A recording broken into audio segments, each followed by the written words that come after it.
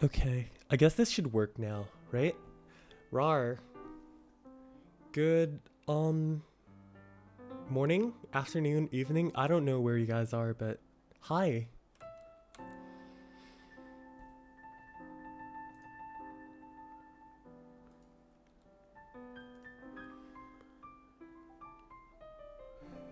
Today is actually the morning of Winter Comic-Con, which sadly I'm actually not going this year.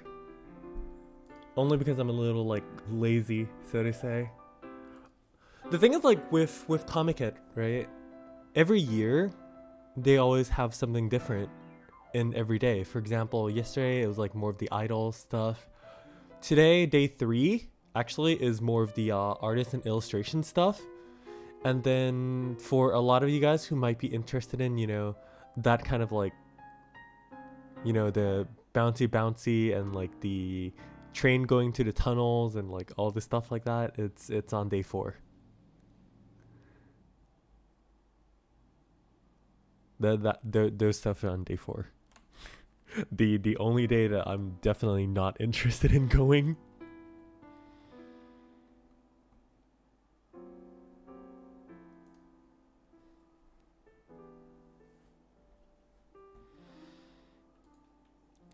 But yeah, how's everyone?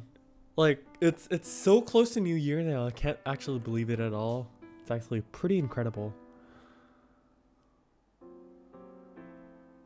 Although I did feel like this year is particularly very productive for me because I actually accomplished quite a lot of tangible things, so to say.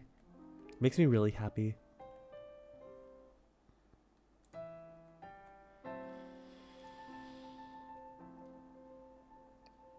Day 4 is just everyone gets to be in a bouncy castle. Yeah. It's very, the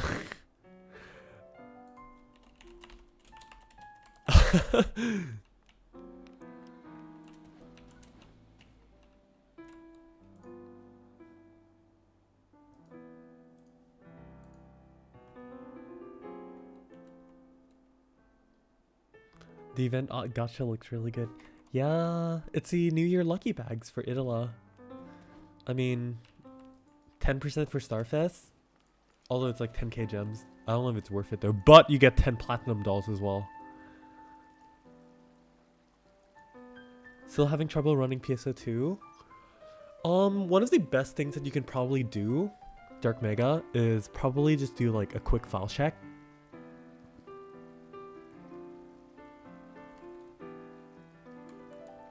File check should be like okay. I don't think it'll be like anything too crazy or anything of the sort. Only because like, well, it's a file check.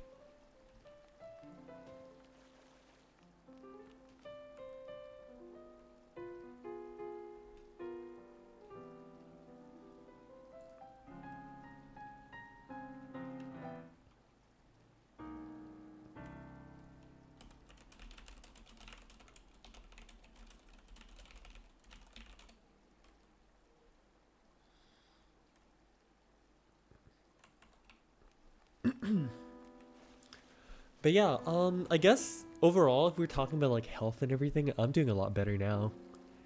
As you can see, I'm not like coughing and dying all over the place now. At the very least for a good while. So I don't sound like crazy anymore. I think for some unknown reason, blah blah blah blah blah. I get stuck tweaker the game itself. Honestly, I have no clue. But when I say file check, I don't exactly mean the tweaker file check, but I actually mean the actual like game client file check. But yeah. Also, the chat don't appear. Yeah, I know it's a weird like YouTube API thing because it's like a new. How do I say it? It's YouTube streaming is a little different now because they don't do it live now anymore.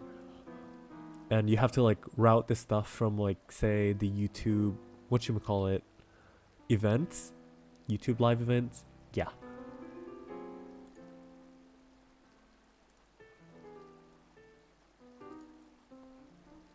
So I don't know how the routing of the chat actually works on the YouTube Streamlabs thingy thing. Nicolette, hello? Hi! Welcome to the totally not New Year's Eve hangout or something like that. It's not like I'm doing anything in particular either. I'm just literally just running around trying to take pictures. I should probably be taking pictures though, because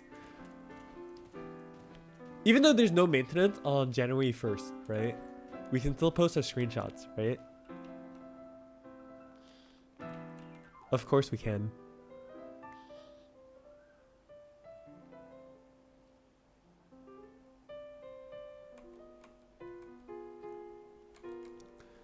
But yeah, there's actually two particular topics that I actually do want to talk to you guys about today, which is basically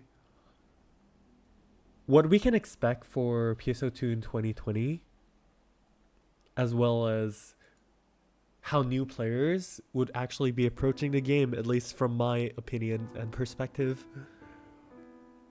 Because, as you know, a lot of us veterans would say that PSO2 is very, like,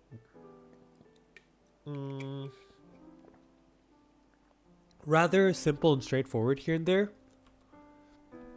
But, you know, when it comes to newer players, and especially the players and people that are going to come into the game come 2020, it's going to be definitely very different for them.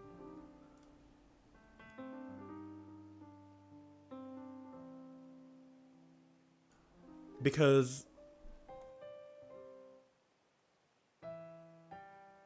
I think of this in 2 to 3 ways. Number one, imagine someone who actually never played Phantasy Star before, right? And they're like, oh hey, it's a new game on like Xbox Live or like some free game on the PSN store or something like that. They just download it and then they're like, oh, it's a JRPG. They come in and then what's up, right?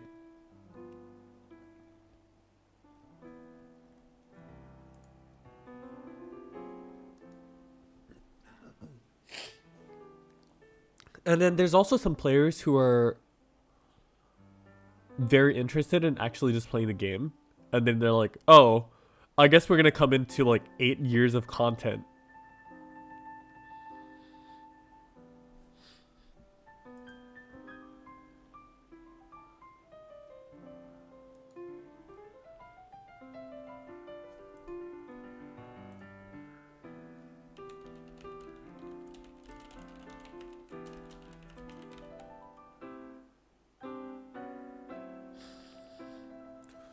Eight years of content does entail a lot of things, because you have to also remember that to us, the endgame players, a lot of content is like dead content because it, well, for example, let's see. Challenge mode. It's hella fun, but I don't think anyone plays them ever, except for like weekly rankings nowadays. That's like one of the example things. And then there's also stuff like some of the older EQs, which I think they're trying to bring back by bringing, for example, like Elder Arms and stuff.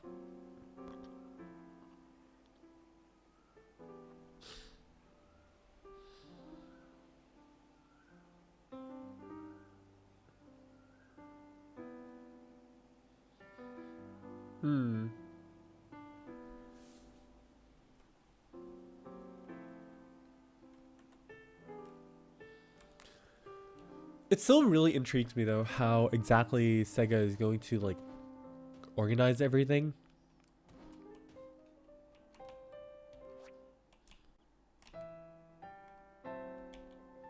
Because like I said though, it's a lot of content. How do you say it? It's, although I don't think it's gonna be bad, only because like, let's see, I'm just gonna like go through the quest list real fast.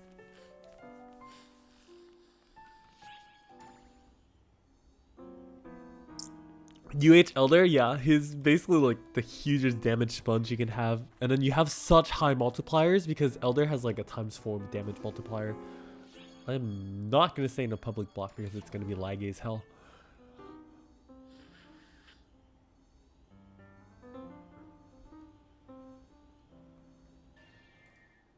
Okay, so if we look at it from here, right? There's actually a lot of limited quests that people might not know about or just like not be running. For example, when Hero got released in episode 5, there was the Chronicles quest in episode like 1, 2, 3, 4 and stuff like that, which nowadays it's actually embedded into endless quests, but that's probably one of the most fun quests that I had with in PSO2 by far. So yeah, that's one thing that they kind of like recycled into endless. So there's 2 endless, which is like, okay, that's like the endgame, right? That's fine. Time attack, I don't think anyone really runs anymore. Because especially the Clotho quests are completely dead. I don't think anyone runs Buster either. Like, I actually don't think anyone runs Buster either. Free fields and all. Everything is basically irrelevant except for client orders. And then ultra hard quests are still really cool and all. But I don't know how much everyone's going to be farming that. Well, actually, no, I lied. Everyone will be farming that. Because if we're talking about PSO2 West, right? Everyone will be running ultra hard anyways because they need all those 15-star weapons. Like, all the, like, resonance and all the Shihos and all the etc, etc. But then again, you can also make an argument that regardless of which, you can get all these stuff from, like, seasonals, like Christmas, or any of the other EQs as well. But I guess you can say that it's okay for farming overall. I'm pretty sure that people will be running them, but it's still, like, part of the thing. Part of things to do, rather. And then, of course, all the emergency quests, which is going to be very cool. I don't think anyone's going to run advanced quests, ever. Because there's actually no point to doing them except getting ultimate boosters. Neither does Extreme Quests. Neither is Extreme Quest going to be run, actually. Nor the Ultimate Quest either, except maybe Ship Infiltration.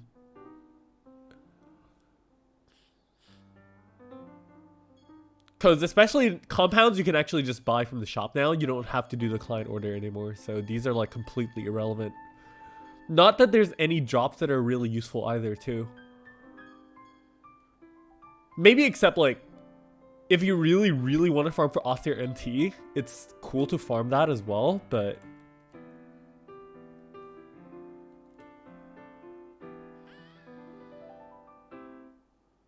yeah, that's about it, I think so.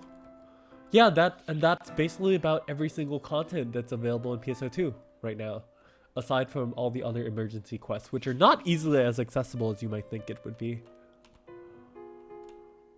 Only because everything is schedule locked, or either it's trigger locked.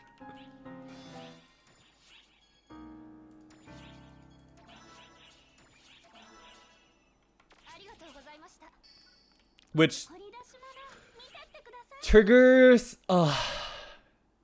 yeah, it's rough. It's pretty rough. Especially for newer players, it's not going to happen. They have to make, for NA, they really have to make ways to make triggers like a lot more accessible. To be honest, like, if it's accessible, then yeah, it's fine. But with the current Star Gem system and everything, it's actually really hard to do.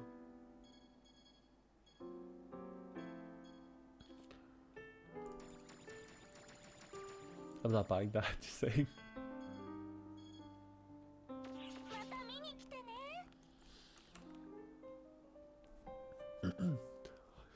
Do they plan to have more successor class going forwards? From last stream, what I recall they talked about is that Etoile is going to be the... Etoile is going to be the last successor class for now. And then what happens is... I don't know, actually. They basically say tentatively that Etoile is going to be the last successor class, and then what I think they're going to do is just rework the other classes. Also, Rain, hello. If they do rework the other normal classes though, right? What happens is, it's actually really good because some of the classes are really outdated. For example, you say Hunter, right? Hunter is like, feels super outdated at this point. Or like some fighter needs some rework for their PAs to have better gap closers. Ranger probably can use some changes as well. Gunner, yada yada, it's okay. Force is okay. Techer's okay. Braver's fine. Bouncer's fine. Summoner, I have no comment.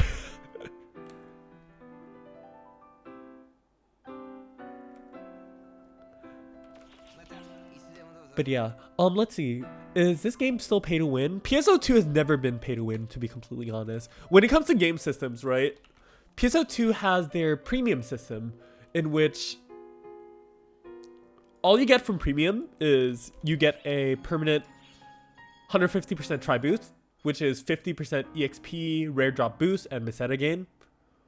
Which is like okay. Meseta gain isn't actually like that relevant. So let's say it's just more of the EXP and rare drop stuff. And then you also get a extra storage of 400, which is okay. Because this, you know, you have a lot of stuff you want to put in your storage. But you can actually just buy a EX storage for 500 slots with star gems in game. So that's completely fine as well. And then the last feature for premium, the one that other people really like a lot, or well, everyone likes a lot, is just premium drinks, which is guaranteed effects rather than having to farm random effects. For example, here, if we take shift to drink EX, right? We're gonna have, oh, okay, we have the add effect PP cost reduction. That's very cool. If you drink again, there, we get EXP gain, right? We have different effects. But then if you get the premium drinks, it's basically a guaranteed effect. So that's actually very, very cool.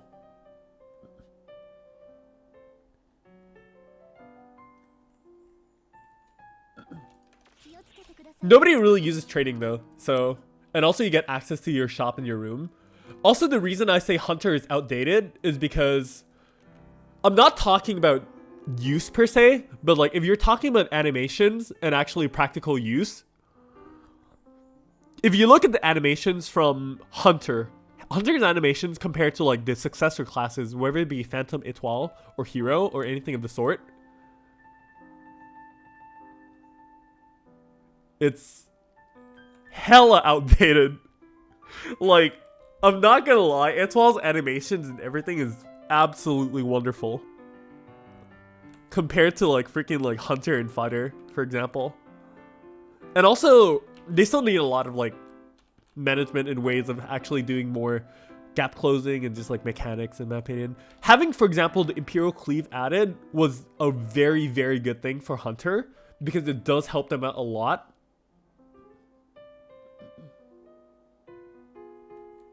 And yeah, you can basically buy everything you ever want from the marketplace. For example, you go to player shops here. Oh, I want this hair. Let's buy it for like 40 mil, but that's fine because you can farm it up, right? Or like the Etoile pose and stuff. Normally, these items that are on the shop, you actually have to buy from these scratches, which is AC items. Or well, cash items, which is all costumes and stuff. Like here, right? For example, I want that. That's like, you gotta buy from the real money shop. But if you don't buy it, you can definitely just find it on the player shop that other people might buy and just sell.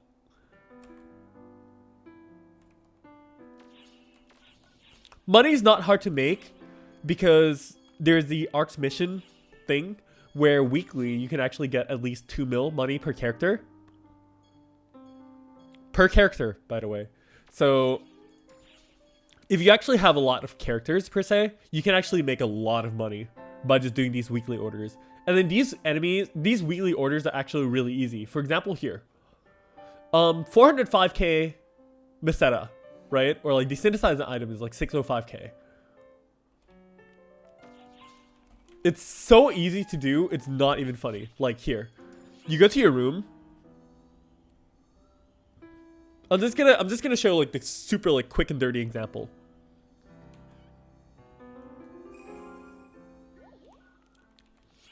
Craft, desynthesize, let's see. I probably don't need this awake, so I'm just gonna desynth that. Boom. And then all those materials I can actually sell in my shop as well. But there you go, completed. That's one done for 605k.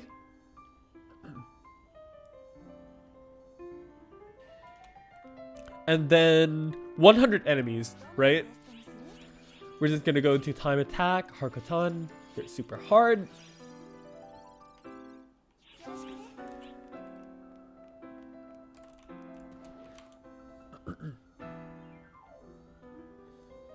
One second, I'm gonna answer your questions in a bit. Let me just show an example here real fast. Just gonna pause my boost there. Yada yada.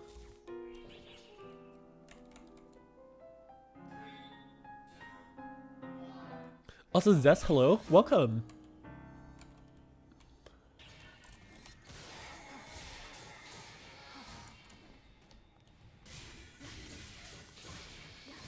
But yeah, for Harkotan you actually have exactly 100 enemies, so it's actually really comfortable to you.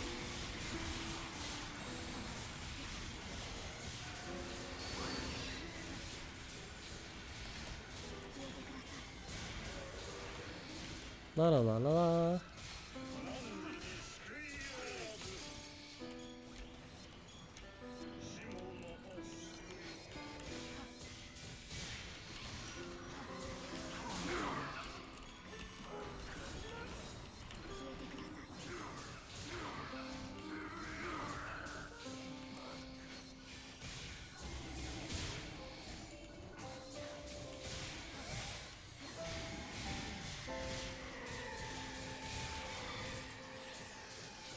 Twenty enemies left.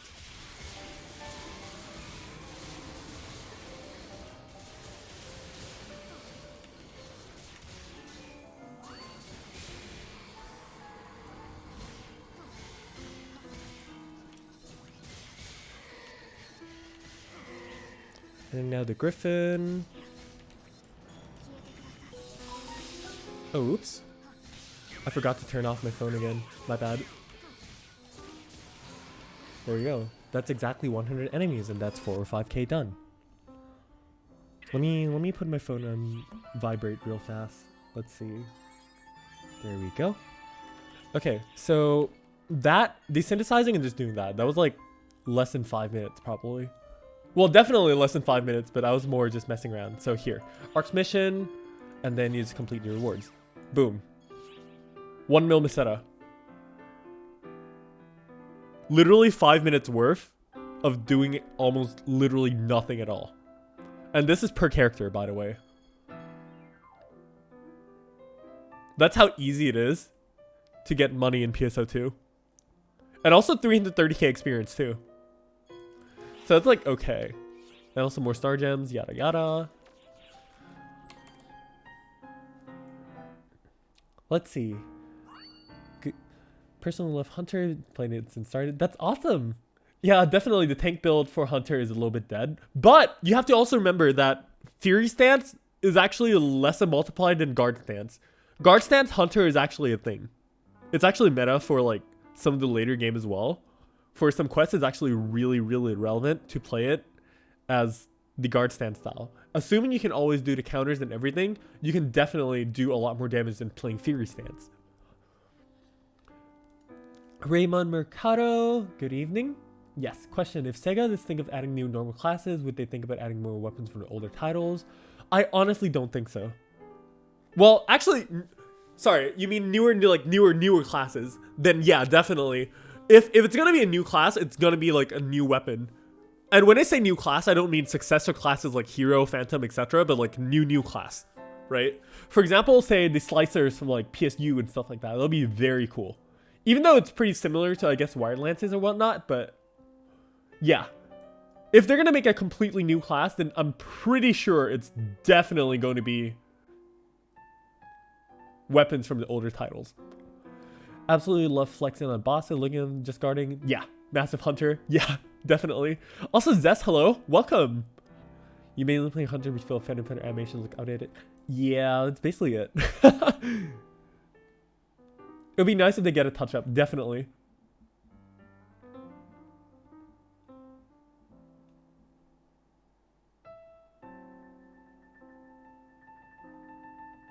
Animation-wise, and also the thing is like, if you really play in the endgame, like how I do, you will not see Hunters in the top DPS charts. Well, right now, excluding the like the meme Dragon Slayer stuff, but you will not see hunters in the main like top DPSs at all. I will say that much. I'm not going to like go into the details of like super crazy endgame stuff, but let's say it's just not that great for endgame. And especially hunter, for example, content like Buster Quest or Tower Defense, you're not going to catch up to any enemies before they die. At all. There's a lot of underlying problems that make Hunter really frustrating to play. Trust me on that.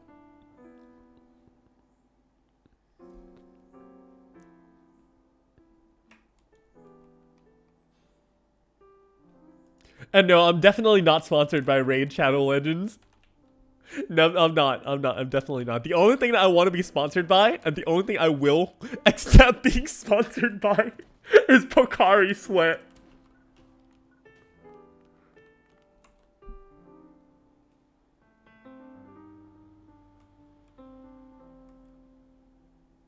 I will not accept anything lesser than Pocari Sweat.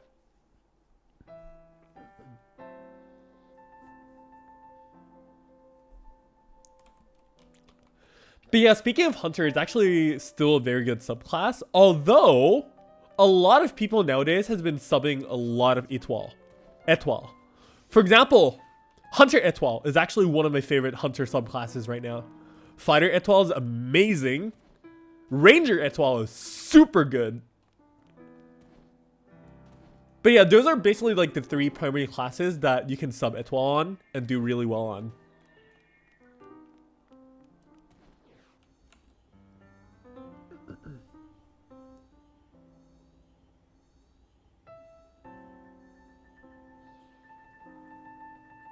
Hunter Étoile is broken in terms of taking, yeah. Definitely. Hunter isn't meant for overall DPS, yeah, and that's why it's really frustrating to play, because if you're gonna play it in like competitive timing or like endgame stuff like that, Hunter is not gonna be used. Like for example, bosses like for example Dark Falls Persona, right? If you're gonna run like a super fast speed run, like 3-minute kill, you're basically not running Hunter. And that's why exactly I think it should be updated, because if they're gonna make the game truly balanced, right? Everything in the end game needs to be able to do similar DPS. Hunter needs to be able to compete in the highest levels of fast clears, because in the end game, really, all that matters is how fast you can clear content. So if we're gonna talk about Armada, if we're going to do like multi-run Armadas, for example, if we're going to do 4-run Sector 1, 3-run Sector 2, and then 1 run on Sector 3, right? Which is like crazy, or like 5 runs on Sector 1 and stuff like that. Again, you're not going to run Hunter, because Hunter is not used for that at all.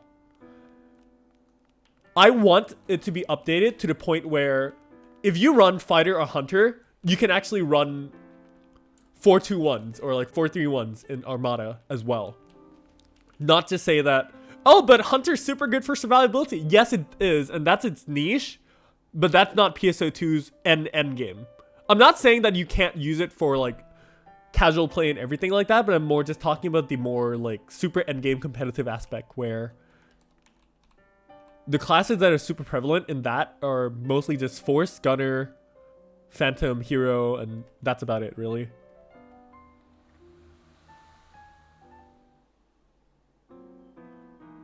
And yeah, for sure, Hunter can potentially do a lot of DPS, but you gotta, yeah, it's really reliant on mission parry, and also a lot of things where, you know, on downs and a lot of speed runs, you're not even gonna get a chance to really counter when the bosses literally just straight up die.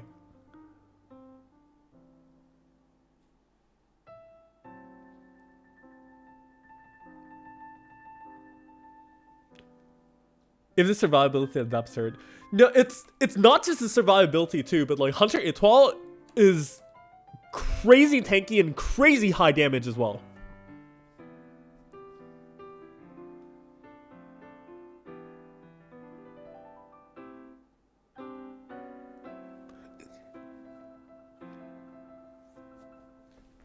Damage balancer is stupid, yeah.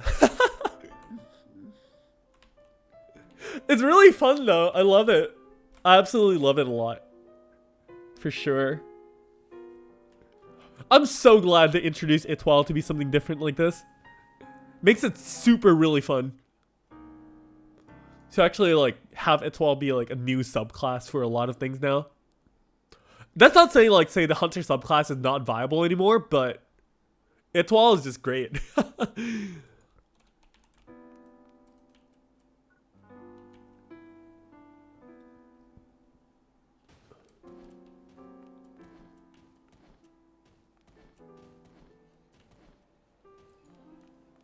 But now, regardless, the true endgame of PSO2 is waifus.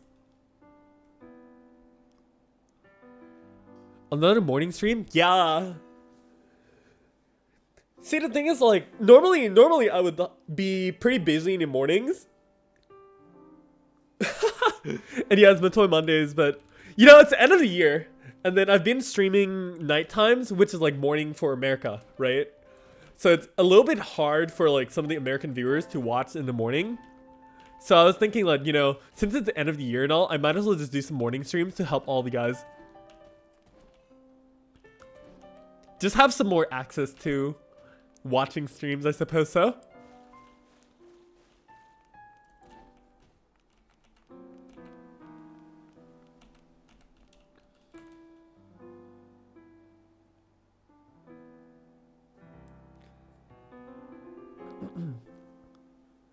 PH sub is super fun, yeah. All cast or waifu? Hell yeah! Also, Thunder Anime, hello, welcome. New player, that's super cool. Getting a gaming laptop, so wanted to know what are some good classes to start for spring 2020. For starting, in my honest opinion, the class that I will recommend to everyone is either Braver or Bouncer. Braver being a class where you have katana and bow. And it's a counter-based parry class where it's super fast-paced and then you have really high survivability and whatnot and stuff like that. And then Bouncer is also just a really standard, like, low ceiling, well, low skill floor class, and you can just pick up and just play and enjoy the game. I'm thinking about how easy it is to play the game and then how like chill you can just like enjoy the experience itself without having to learn too many complicated mechanics. And also Braver and Bouncer are classes that are really good for mid-game, early game, end game. All that. It's all good. So, win-win, right? Also, Descaras, what country am I from? That's a very good question. That is actually a very good question.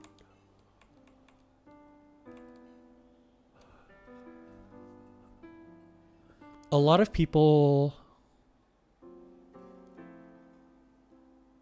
might not exactly be able to like predict exactly where I'm from listening to my voice and my accent and stuff like that, but I'm gonna say that I am Asian.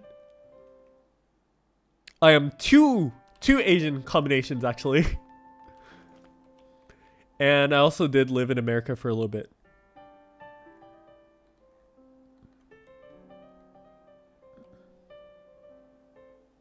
Singapore? No, I'm not. I'm not. I'm definitely not from Singapore.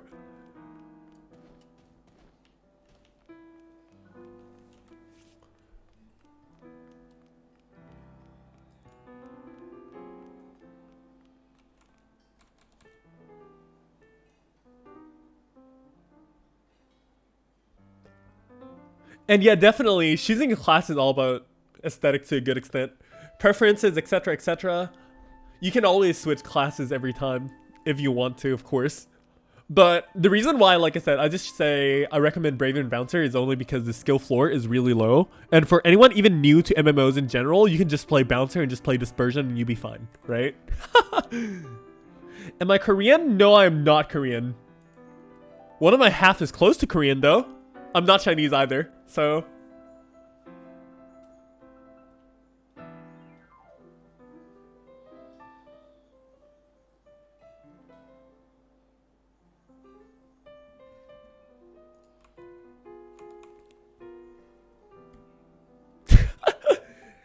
Yeah, I am part Japanese.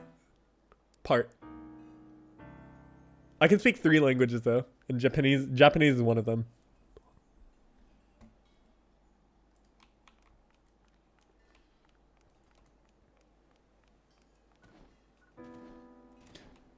But yeah, speaking of Japan again, like I said, I'm so sad I'm not going to Comic-Con this year.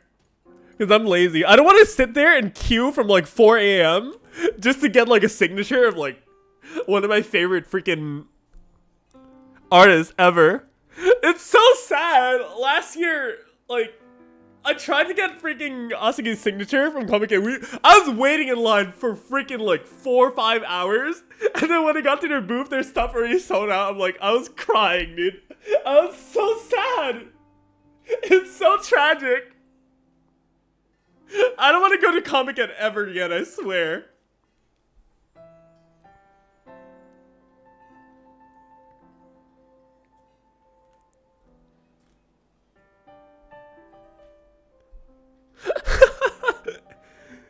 But no, don't worry though. I get everything from like Melon Books anyways. I just order it online.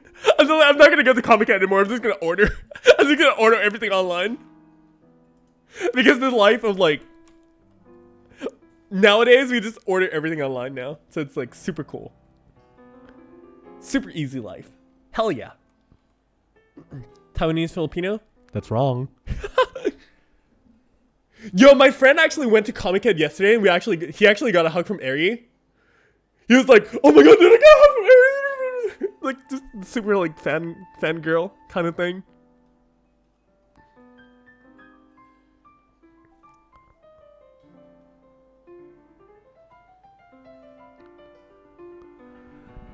Do I actually sound Singaporean? I don't think I sound that Singaporean.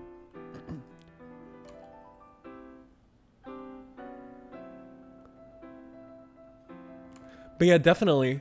I do believe that like Comic-Con is more of a community kind of thing, where it's a lot more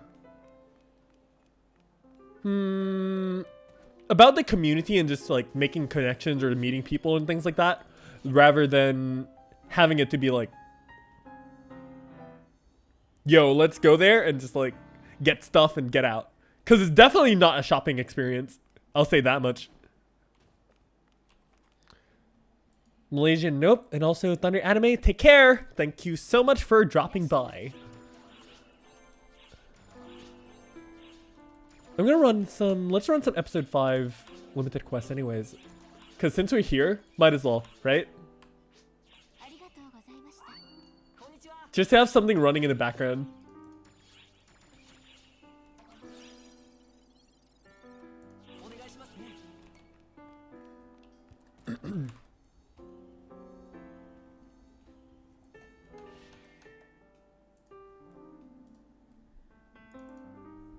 Indian? No.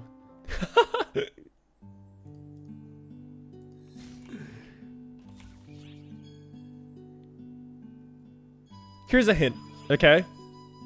If you want to know, just go look at my Twitter.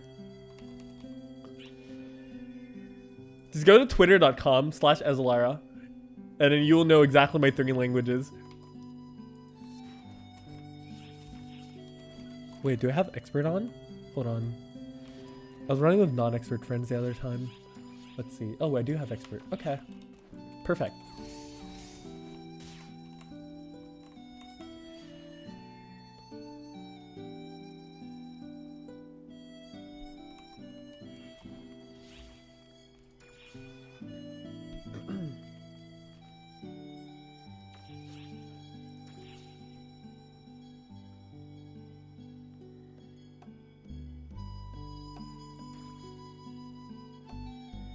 My gear isn't anything like that crazy though. Normally like I would recommend doing 7 slots because it's probably like the most standard one you can do. Astral, Stat 6, Phrase Week, and Grace. It's like, oh, okay, and then you have 3 SSAs, that's perfect. And then for Atra EX you just have the 4th one.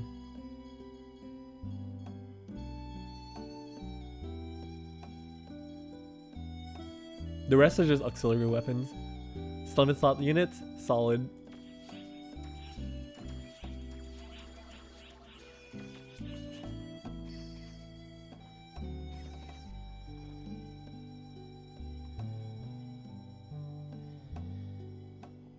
When it comes to Wes, do you think PSO2 would get a Ruby collab? Yo, that'd be super cool. You know, since Phantom has a scythe, right? If you get like Ruby Rose's scythe or something like that, that'd be super cool. I think so. And then that means that Japan will also probably get it too. Because like, it's gonna be really weird if we have like a North America exclusive collab, right? And it's not like Ruby doesn't have a Japanese dub, so. Yeah, definitely 100% depends on SEGA. I would not say no, but I wouldn't leave the possibility out of the question either.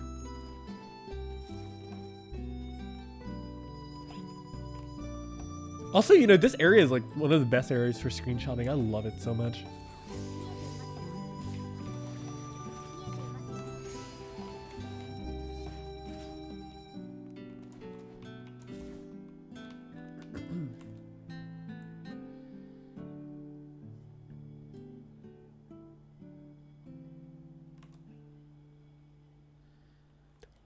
It'll depend on the deal between Rooster Teeth themselves and SEGA. So we'll have to see what's up with that. Definitely.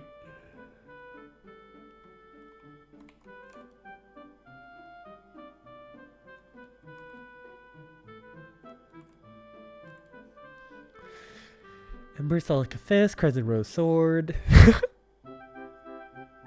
Monster Master 1, Gumbo Shroud, Violences maybe.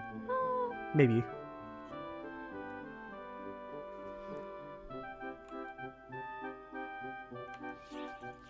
Is people even running them in this block? I don't believe that people are not running it on freaking B13. There's no way, right?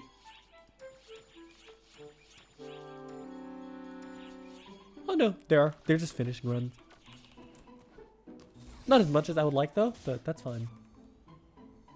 Crescent Blood, Crescent Rose, Blood Scythe. Yeah.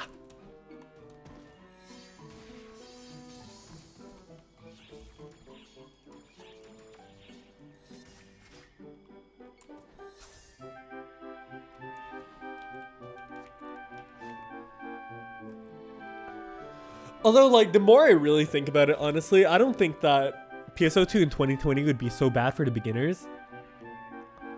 Because, like, all the content nowadays is super streamlined. And they're just gonna have a lot of fun just running around the free fields and just, like, playing around.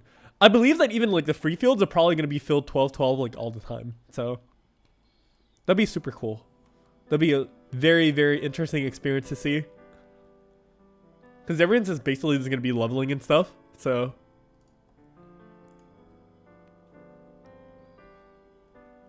that'd be very cool.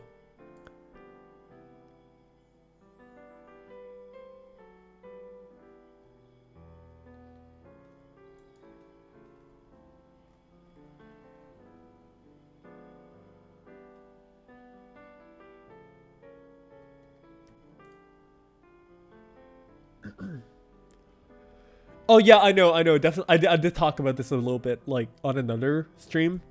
Yeah. When NA comes out, they said that there would be 9 classes, so it would be up. Well, not 9 classes, but that's 11, because there's 13 right now. But yeah, they say it'll be everything up to Hero on release. Which are going to be a huge rush for Hero, honestly, because, you know, how Hero goes and everything. And then everyone's not going to understand what exactly the successor classes are, right? They're going to say that, like, yo, man, like, everyone's going to rush to Hero because Hero's, like, the best class ever. Because it's like the more like advanced job or something like that. But that's not the case. That is definitely not the case. Hero is definitely not as OP anymore as release. But if they release Hero in its extremely OP state and be like, hey guys, you know, we got the successor class, everyone should probably go get it. Then yeah, that's going to be a huge problem. But if they release the game in this state of the JP game, then it's perfectly fine. I have zero issues. I have zero issues with it.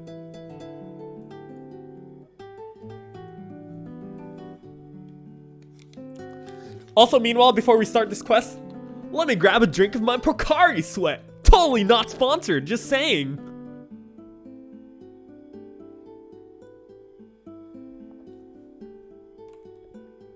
Yum.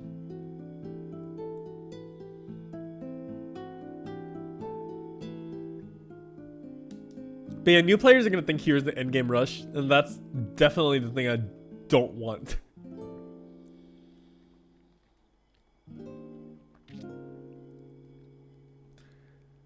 Yeah, I gotta get that Pocari, boys! Good stuff.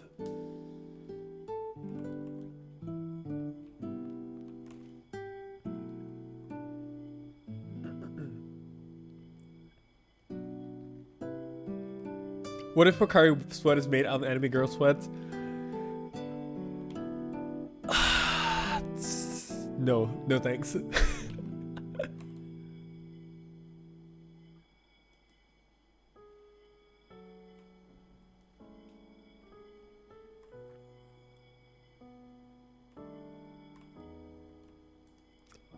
Yo, let me see if I can do this. Hold on, let's see. Since we have some time right now, I'm gonna see if I can add some stuff here.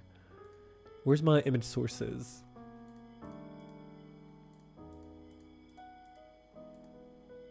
Here, we're gonna add this down here. Smaller, please.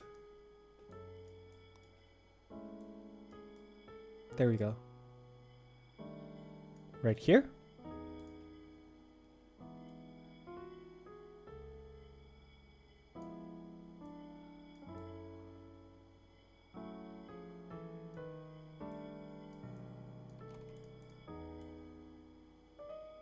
I'm gonna try to not block my YouTube thing. Nah, you know what? Screw it. For the sake of aesthetics, I'm gonna just block my YouTube thing. Nobody cares about that link anyways. Here, we're gonna just put this here. And then there. Yes. Since we don't have chat anyways. Yes.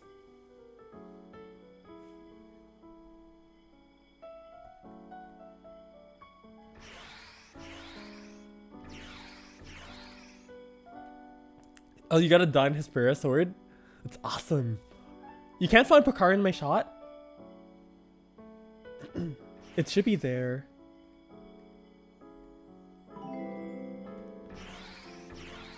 Oh, Sam Leiden, thank you very much for subscribing. You guys see the ultimate super cool Magatsu art thingy. Also, how do you get so much professional art for my characters? Do I have someone? I draw them, and also I have my friends help me with that. So it really depends on what is what.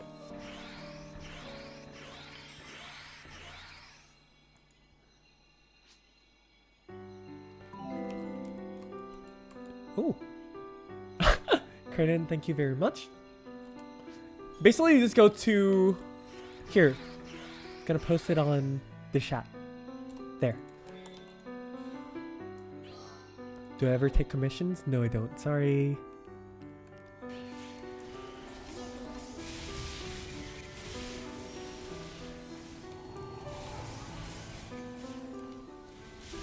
Mostly because, like, I'm a passion person. So I work on the stuff I like, right? And then, like, which is why I can do my characters really nicely, because, like, I care a lot about them. So it's like, I know the ins and outs of everything I want to do. But, like, for example, if I'm going to work in the commission, it's like, I don't know. It's not like I haven't tried before, but just, I wasn't particularly happy with the results myself. I know I could do better, so. Oops, I forgot there's Apprentice. There we go.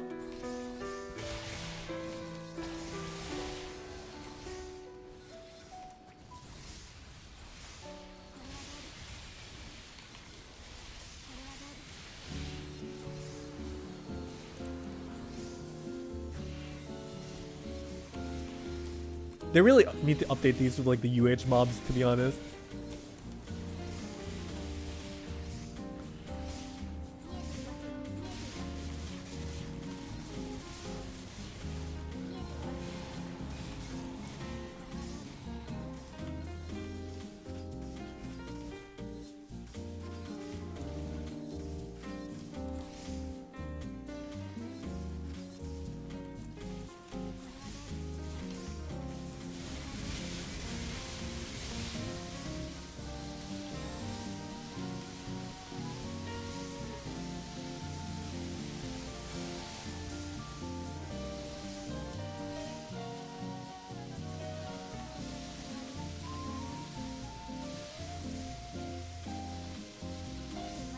Perfect.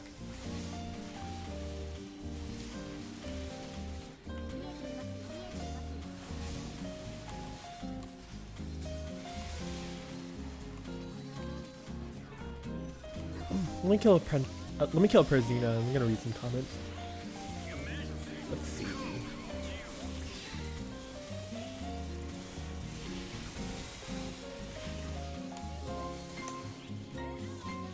Oops, wrong tech. Grants, thank you.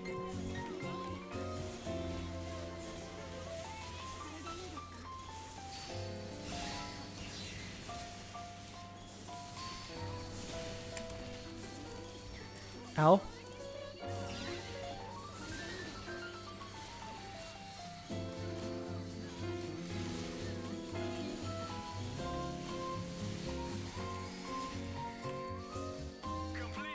Okay, let's see. Pokari, been wanting to get some art done. Yeah, it's definitely very interesting to see an art form. Mark, standing curious. Now you see, I'm not part of Arc Slayer, okay? So like I can't really comment on anything tweaker.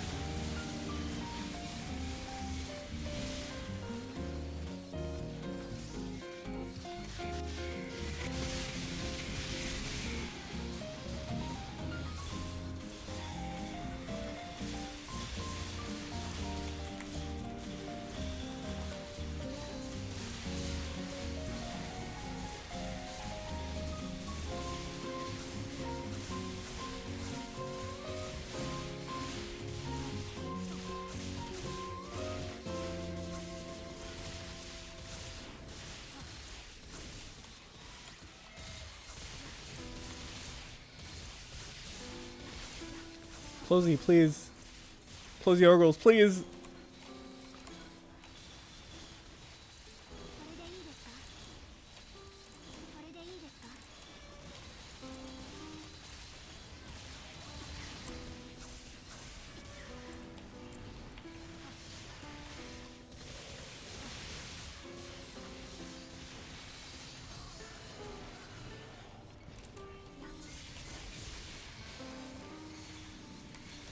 Oh yeah, one thing about PSO2 is it's definitely not a game that you're meant to be like farming for like days after days.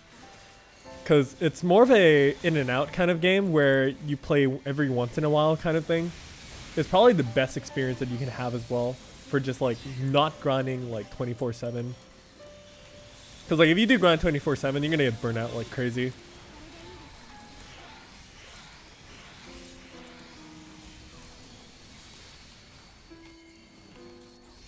Probably the best advice I can give for now.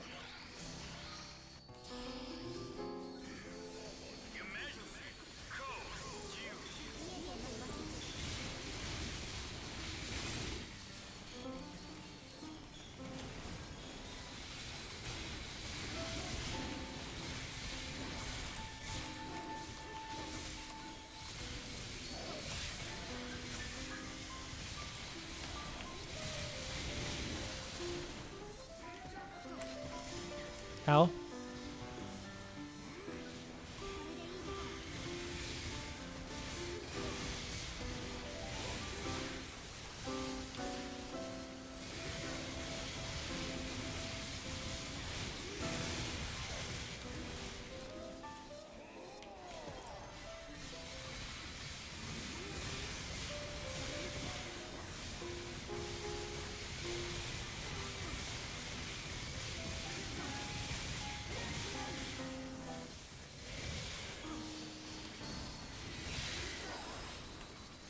Perfect.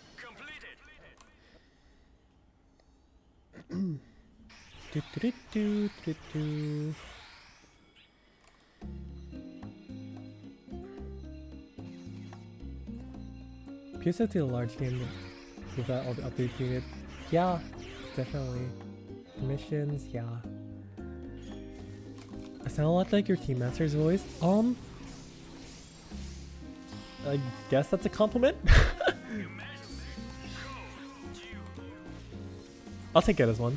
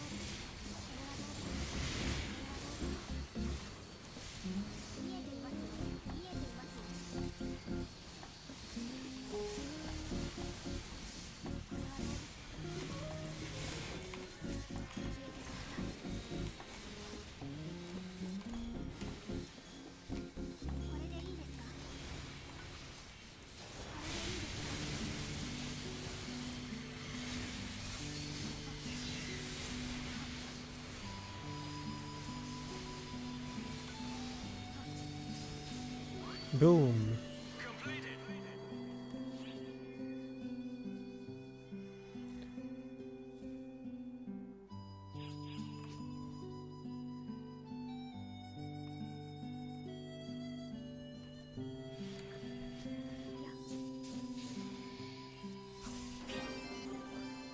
Thank you very much for the drops. I don't need anything, so it's just gonna pop back up.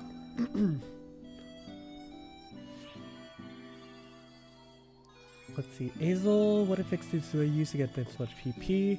Well, I don't have anything crazy in particular, I don't think, because my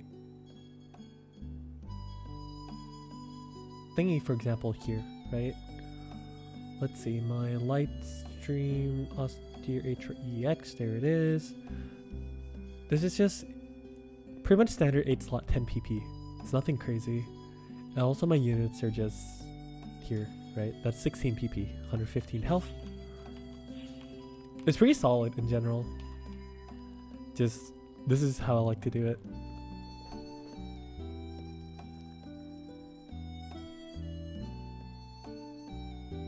That's what happened to me running DOs and TAs before they changed that. Yeah. They just take a break a lot slower because of MMO burnout. That's pretty normal. Yep. The only aspect you should spend is time grinding and dedicated way story. Yeah, definitely. Tom Servo found my channel because PSO2 NA hype. Hell yeah! Played in JP on and off for a couple of years. Always feel overwhelming. Do you think NA release will make it easier to get info? I personally don't think NA release is going to make it easier to get info, but I know I can help you guys get easier info by making guide videos. Oh yeah. But yeah.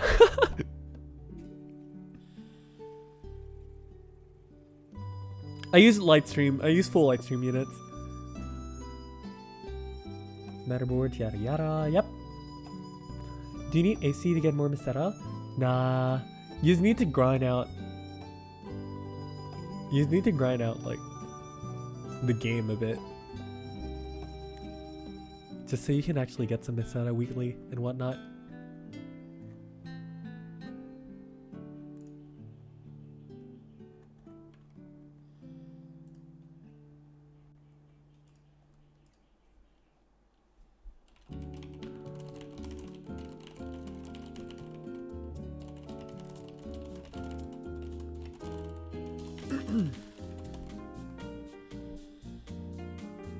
Has drank too much sweat? Yeah, I know. Matterboards, yeah. Okay, just let me go over my like budget units real fast. Okay? So I have Lightstream units. Lightstream. Lightstream at a base is already what? 50 attack, I think? I can't remember. But basically, with Lightstream, you have 15 PP already. So what I fix here. Ours is Soul. Super simple, right? Persona Reverie, yada yada. The thing is, like, with Persona Reverie, you have minus 20 defense. But I kind of offset that by using Ability 3. You can stack Ability 3 and it'll be 50%. So 60% on Boost Week and then plus 40%. You're basically at 100%. That's really easy. Arc's Fever, Arc Max, that's super easy as well. And then Doombreak's the more expensive part. You can probably definitely replace this with something else if you don't want Doombreak. But that's that, and then we have Grace Stamina, that's it. It's the most simple 7 units you probably find that has all attack and a good amount of HP and PP.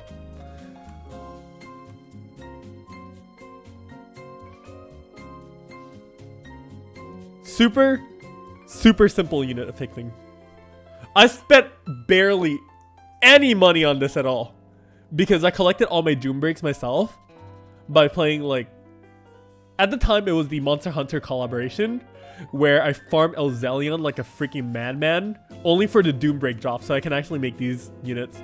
And yeah, the free Chevelle units are definitely meta. Like, in my honest opinion, the most meta type of unit, like arc type of unit you can go for right now is Rear Orb, which is from the Evangelion Cobalt Metal shop, and then you put your arm and legs as not Lightstream, sorry, as Chevelle, 13 star.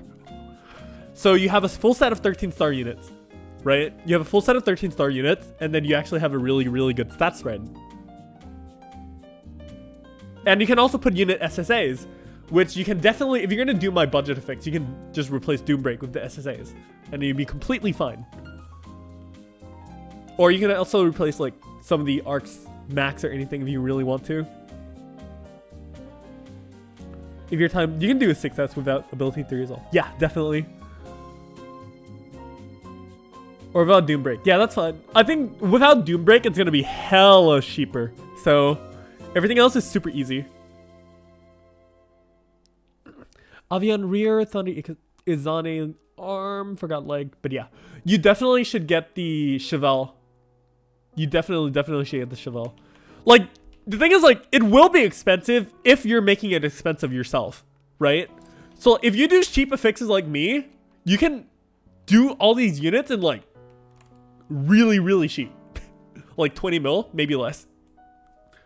Not including the price of the Grace, by the way. Well, actually, you know what? No, I lied. All my fodders cost like 10 mil.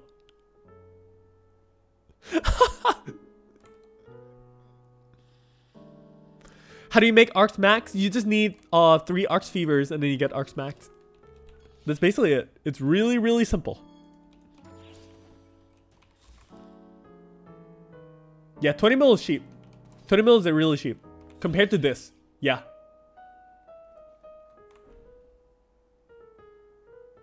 Is 7's really that cheap?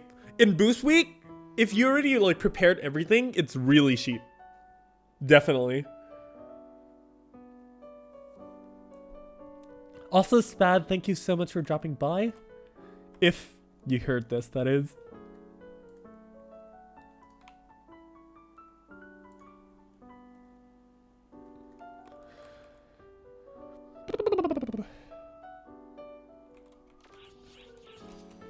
The thing is, like, your fixing price completely depends on what you put on the unit itself, right? It really completely depends on what you put on your units itself.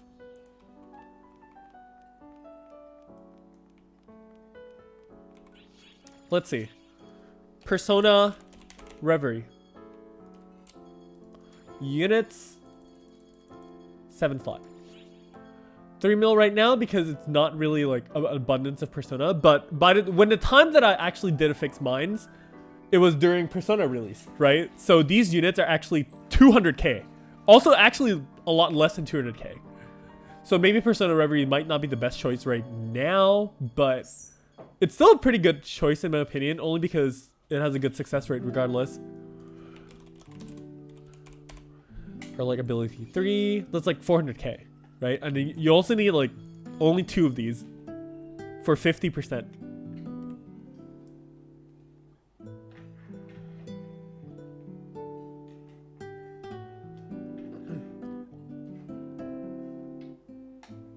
And then there's also here, right?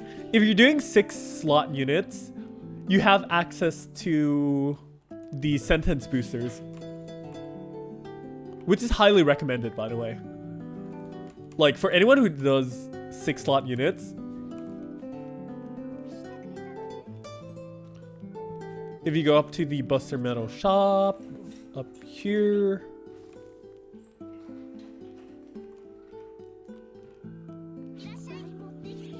limited Buster Metal shop, yada yada yada. No, not limited. Buster Metal exchange. There we go. These units have sentence receptors, and then there's also sentence power, sentence shoot, sentence tech. So these are just like, you use this with a sentence receptor, and it's guaranteed 100% transfer rate. Really straightforward, really easy, really simple. And that's 20 stat and 4 PP.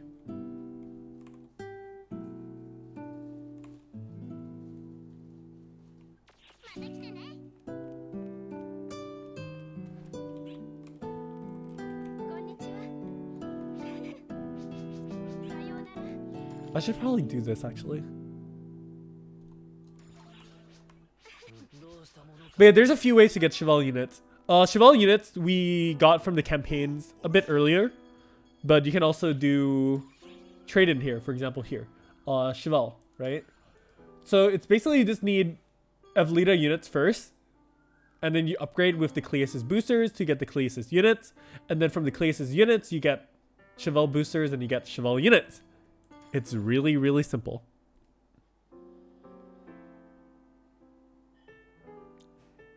Although the thing is, like, with Buster medals and everything, when there's Busters, EQs, and all, it's actually really easy to get all the medals, right? Like, here, I have like a crap ton of medals for like everything.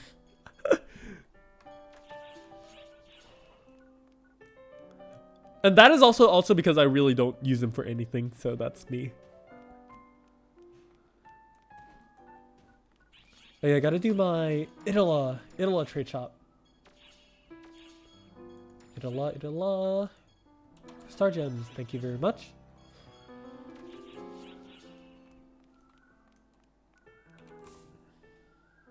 A full pot of good busters can be fun. Definitely. I can agree with that.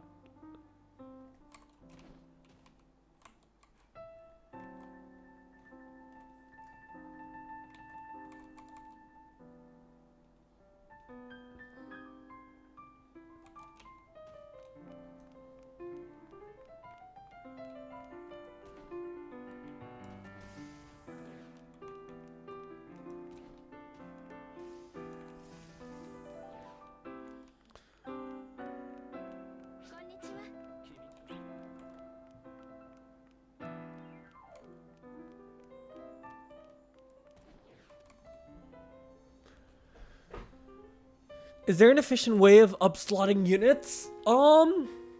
Wait for boost week.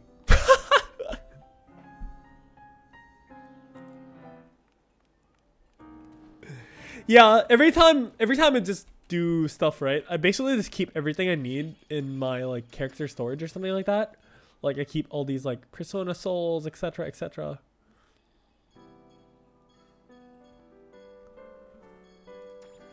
Or like a lot of the random things that I really like want to use, etc. and whatnot. Just like keep it in my storage and then just wait for boost week. And then just do everything on boost week without having to buy anything because I already have everything.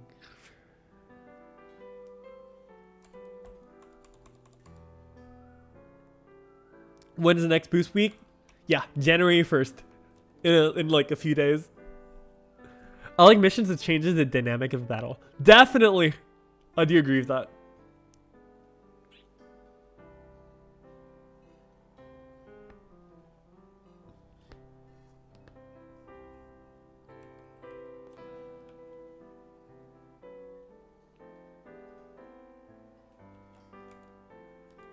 For a week, yep. And then it's also going to be boosted for everything else as well. So it's going to be really, really fun. Grinding out all your limited quests and everything. That's very, very cool. Oh yeah, they did drop the Chevals here. I really want the Cheval wand. Getting novel drops would be really cool too, huh?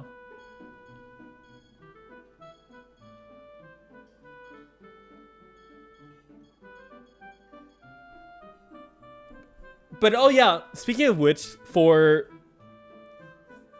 anyone who's still like more new and everything, who doesn't have like the 15 stars and stuff, I highly recommend dim weapons because they're like a really good entry point.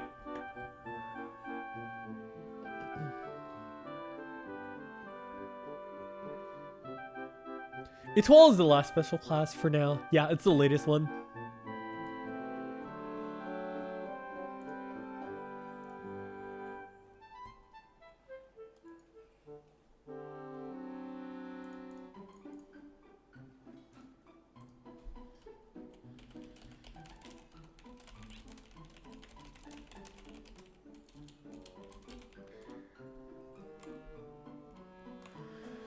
And yeah, Leontina, nah, I'm not gonna recommend Leontina's stuff.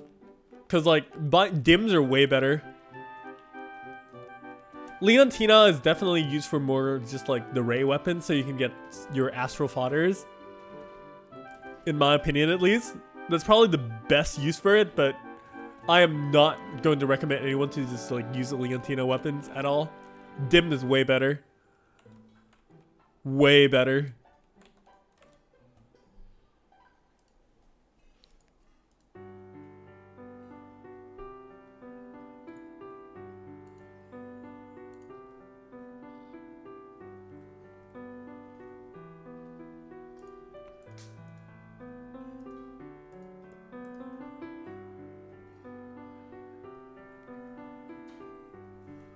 Why do I not stream on Twitch? To be honest, I'm not really into like the streaming stuff. I don't even know the difference. Plus, I think streaming on YouTube is better only because like you can view back the stream with the VBR, sorry. Like for example, if you're late to the stream, right? You can just like rewind back to like 20 minutes or something now. And then you can also, it's a lot more friendly for people without good connection as well. You can also like choose your quality and stuff without being partnered. But no, I'm not gonna knock Leontina. It's just, it's not, well actually, yeah, I guess it's pretty easy to access. But Dim is still more accessible. Cause like Leontina, you're gonna get like 1 or 2 at best anyways. Dim you can just buy from the player shop. Well, if we're talking about West in 2020, then yeah, definitely. It's probably the best thing you can have for beginning.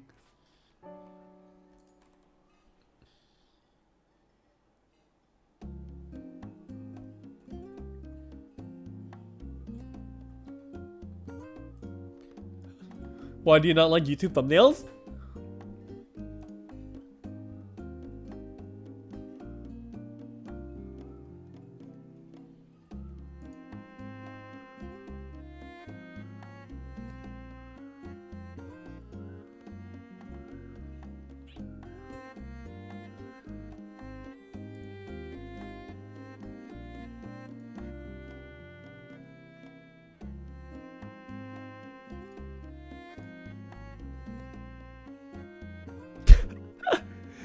Yeah, I mean, you don't have to, but why not, right? Literally just why not?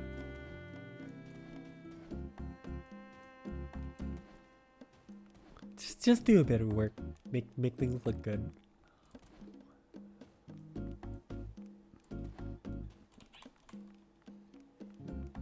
How long does it take to make a boss rush? Oh my good lord. They're not easy to do. Especially when it's really heavily video editing. It's very, very not easy to do. It can take anywhere from like 20 to like 50 hours. Depending on how cooperative like the bosses and everything are. And also map RNG and stuff running around like... Oh my good lord, Zenith took days! I would love to do more boss rush videos though. That'd be super fun. Maybe I'll do a UH boss rush. Just as a throwback.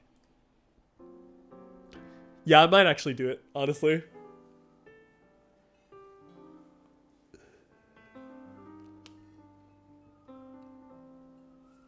I totally didn't say anything on stream, by the way, just saying.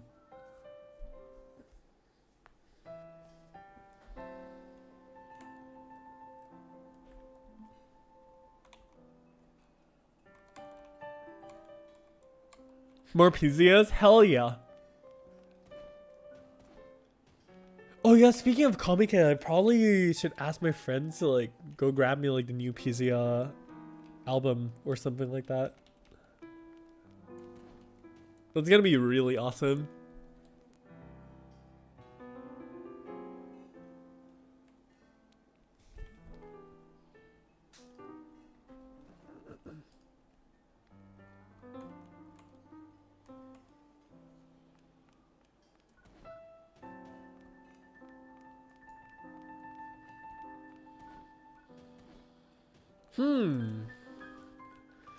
Right now I'm basically just thinking, what do I do for the last screenshot of 2019? What do I do?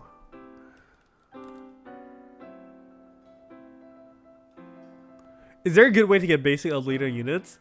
I think they drop like treasure. Well, they drop like candy right now in like the high level quests and everything.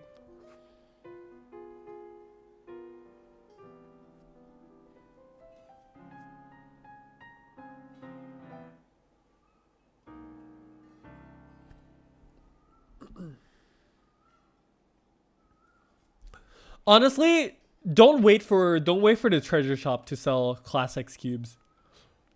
Honestly, all you do, go to Ultimate Quest, go to Persona, go to Masquerade, and just run Dep 1. You should be able to clear Dep 1 like really fast.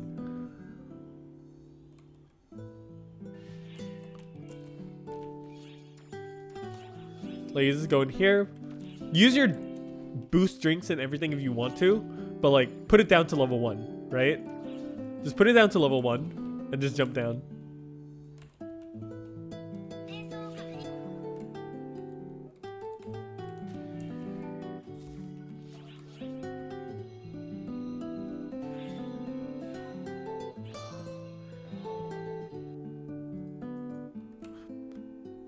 The Masquerade drops aren't really like that different, so you can just do like Dep 1 is super easy.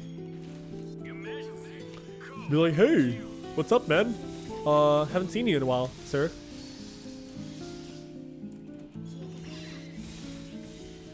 You can just literally like, if you're playing Phantom, for example, right, you can just sit there behind the wall or something and just spam grunts, and nobody's gonna care. Because it's basically just solo content. It's nothing crazy. You don't have to like go for timing, go for anything. Like I'm not even playing properly right now. He does resist, so you just gotta be a little careful.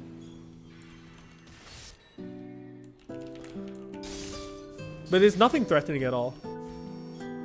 I doubt he can really like do anything much to be like kill you, I guess, per se. Yada yada yada yada. You just wait here. Wait till his AoE is done. Ow. That hurts. Watch I say that, I'm just gonna literally just die. I'm just gonna sit here and just like, Although if you're gonna play A12, right, you're probably not gonna die from anything anyways. I don't even have my hand in like my right mouse right now. Masquerade's not that hard, honestly. You just have to take the time to learn his patterns. It's pretty fun.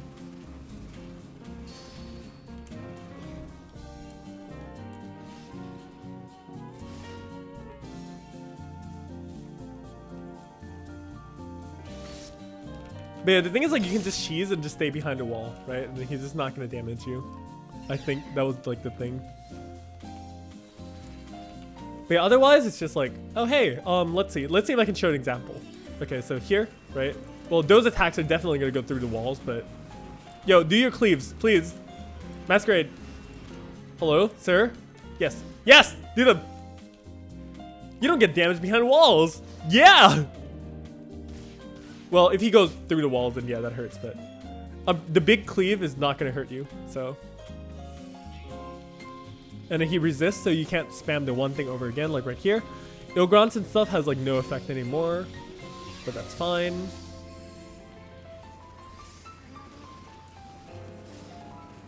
You just change text or something like that. For example, like here, make it works again because, oh. You get his swords from Collection Plaza. Yeah, that's pretty cool. Oh yeah, you guys, have you seen the... But yeah, there we go. That was a bunch of like class X cubes and stuff. You can just mess around and just like do that. Masquerade's fun. But yeah, you get pretty much guaranteed class X cubes for just doing Masquerade. Yo, have you guys ever seen my meme screenshot where I did Dep 1 Masquerade in 1337? That took me so long to get that perfect. I was sitting there for hours, like timing on my phone, like, yo, let's get 1337 on Dep 1 and just like send that picture to everyone and be like, yo, I got 1337.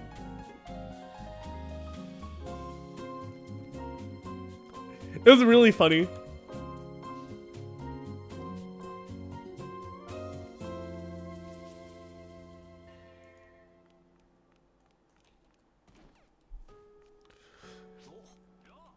And of course, I mean, if I really wanted to kill Masquerade, I could probably do it in like a minute or something. Less. Or like in the higher depths, probably like 5 minutes. I don't really bother though, because I'm lazy.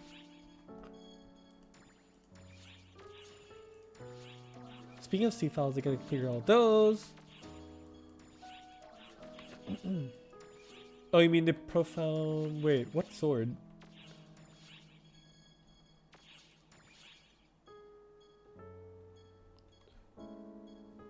Wait, why is the silent tree... What? Why is this in the collection file? What? No way, that's so stupid. But yeah, I guess the corrupted weapons is okay. Yada yada. Oh, is this supposed to be a sword? Cheval?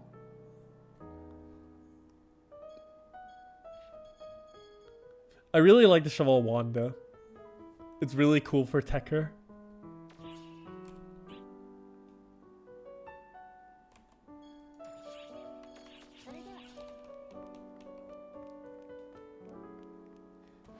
I don't want to stay in the lobby.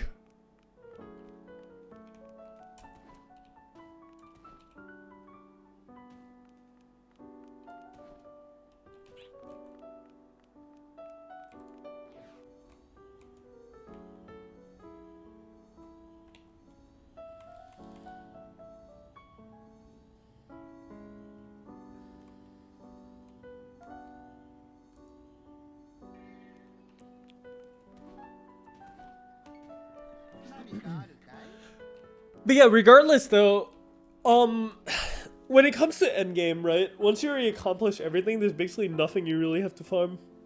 So all I do nowadays is just like sit back, do my fashion screenshots, and just like play EQs with my friends and stuff and my team. Because I already have everything. But if I didn't though, I would probably be definitely farming.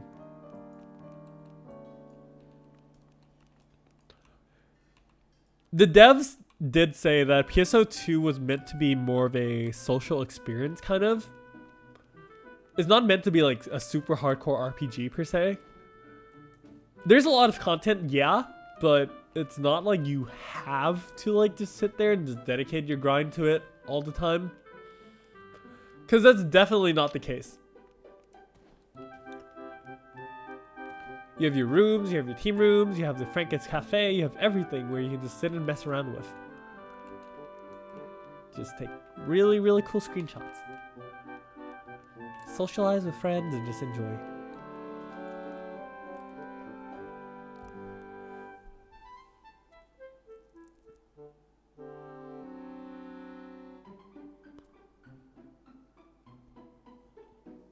So like, I'm pretty sure a lot of big MMO junkies are probably going to be like, oh my god, PSO2's endgame is so boring. But that's perfect for me because I'm not a crazy like gamer. I'm not like even that good at games in general. Will PSO2 get an engine upgrade? Most definitely not, but it will definitely get a server upgrade. Cause like, for example, right? I know the PSO2 West 2020 is going to be hosted on the Microsoft Azure servers, which is super good, right? 32-bit to 64. Kizer, there's actually a fix where you can actually enable PSO2 to be 64-bit.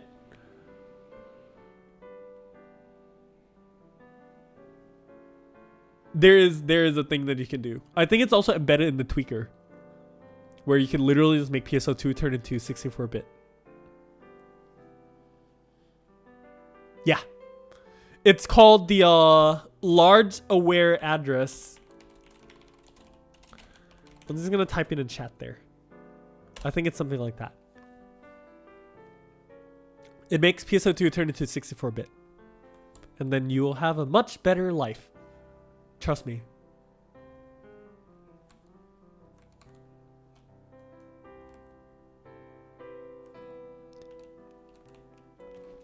But you do that, you get 64-bit, everyone's happy.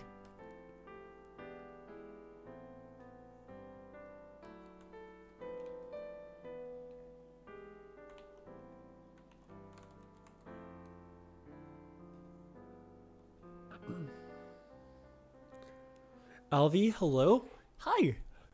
Yeah, no, you see the thing is like, Alvi, 32-bit is capped on RAM. While if you do 64-bit, you're kind of not capped on RAM. So that's one of the biggest differences already.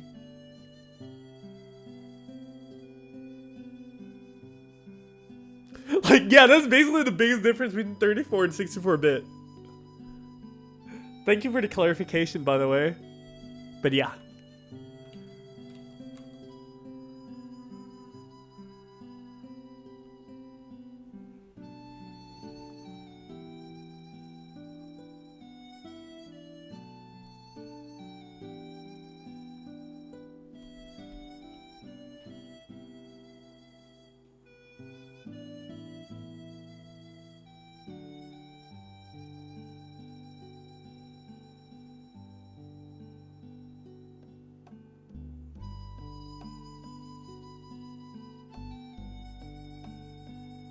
Yay! Everyone's gonna run 64-bit PSO2 now. That's awesome.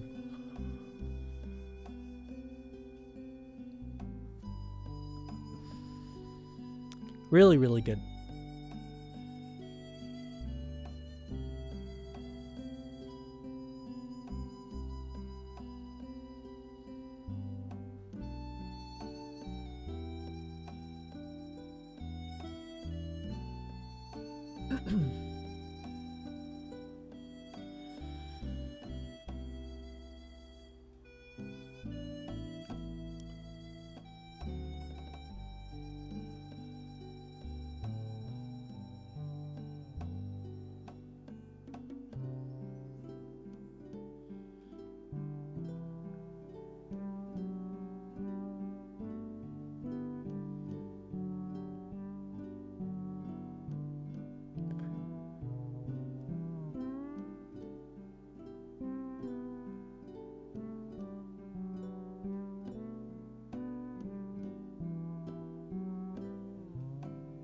No, larger way address is just what the thingy is called.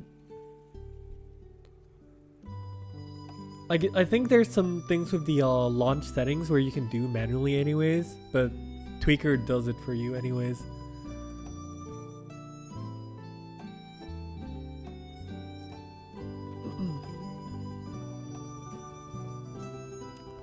How come it always says I'm offline when you check your friends list? I have no idea. I'm clearly online and sitting right here, so...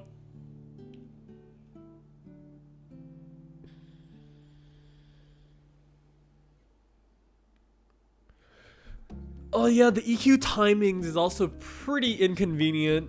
I wish that the triggers are something that like they did more frequently, I guess. Like for example, the Ramiel triggers and how easy access it is. Yeah, that's really good. But like they have to do that for the other ones too, to be honest. Speaking of Ramiel trigger, time to put it back in my storage. And never touch it again.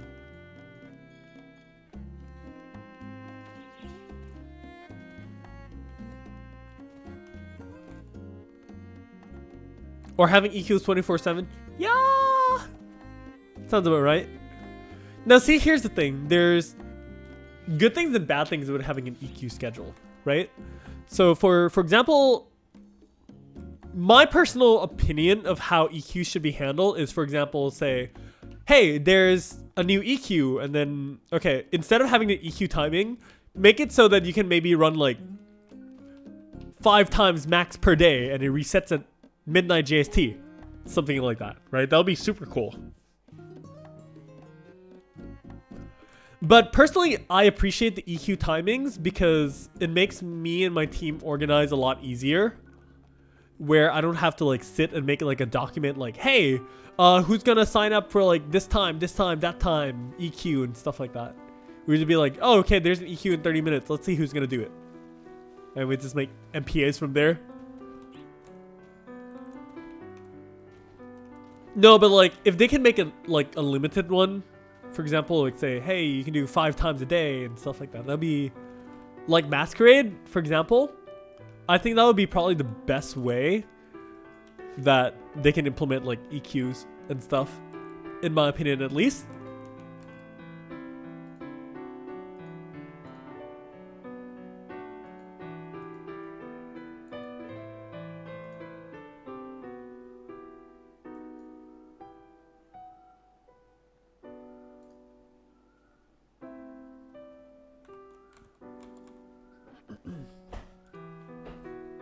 Am I planning to make an anime opening for my team? I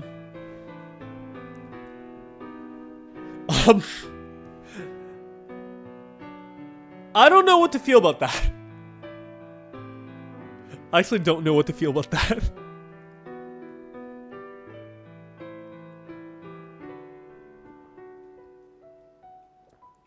That sounds so weird, but like, I can do it, but I don't know if I want to put the amount of effort needed to actually do it.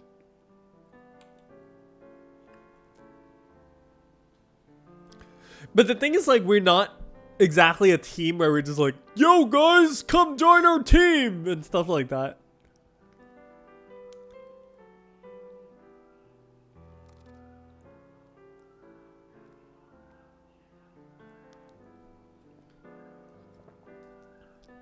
And yeah, most people just lounge around in the lobby, in which I'm pretty sure that's like what it's meant to be anyways, right? You sit around just like chill. It's a pretty interesting take, yeah.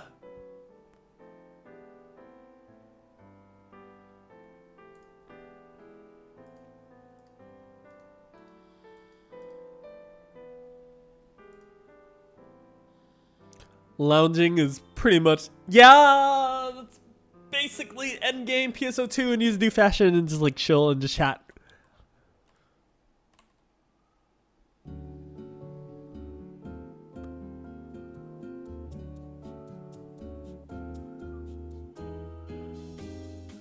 But yeah, for sure, they definitely, I was talking about this earlier as well, that it's probably good if they can make something to just make all these like content relevant again.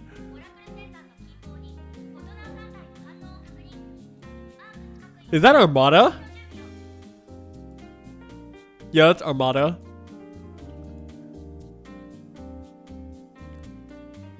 PvP, no thanks. Can you post links here? YouTube does not let you post links regardless, so...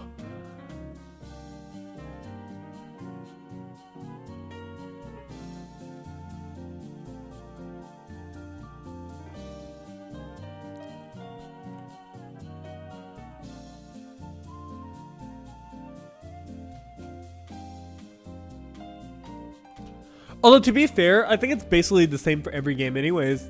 In the end game, you just sit, and then there's always dead content. You're just waiting for new content, right?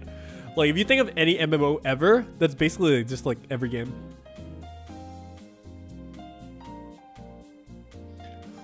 But the thing is, like, that's why I say like PSO2's endgame is a lot more just a social experience and just like do fashion and trend setting and stuff like that.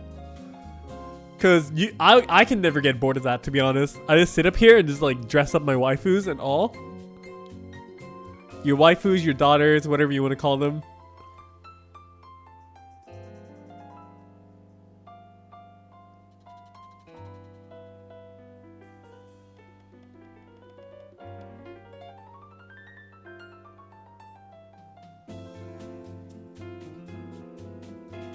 Yes, there's so many shared ship meetups. I love them so much.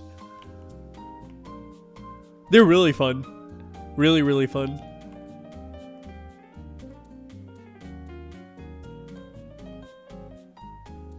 Yo, you guys want to see me run Armada? I can run Armada in Etoile.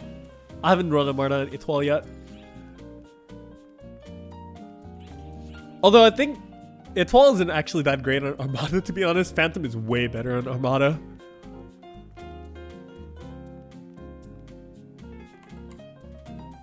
Right.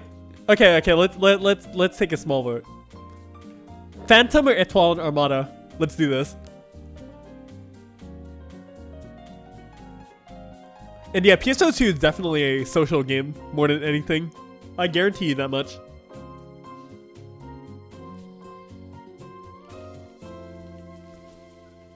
Did I ever party with viewers on EQ? When me and Guesty did the trigger stream, that's what we do, yeah.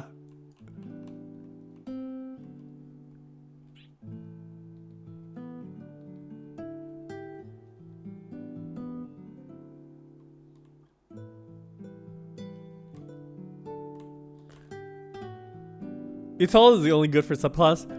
probably not wrong. I still enjoy playing it though.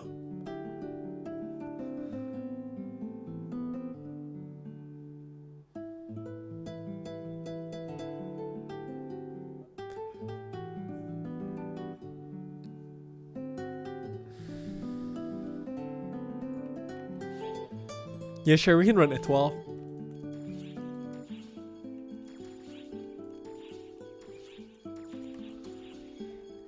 I get to use my new girl again.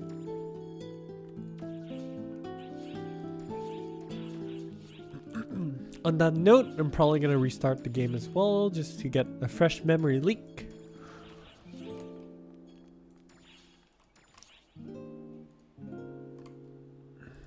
On the meanwhile, while I actually do swap, I'm just gonna switch to the RN Live 2D. Ha ha ha. Sorry, that was my system sound. Because apparently PSO2 needs permissions to open.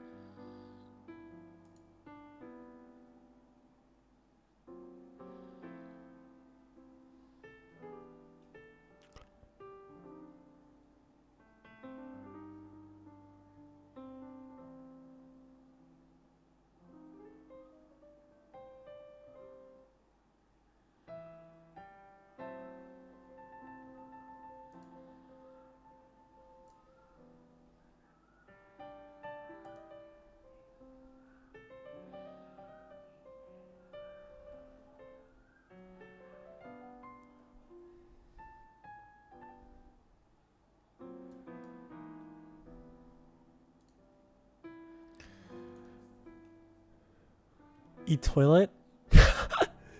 Yeah. I think it's really funny how people call it e-toilet.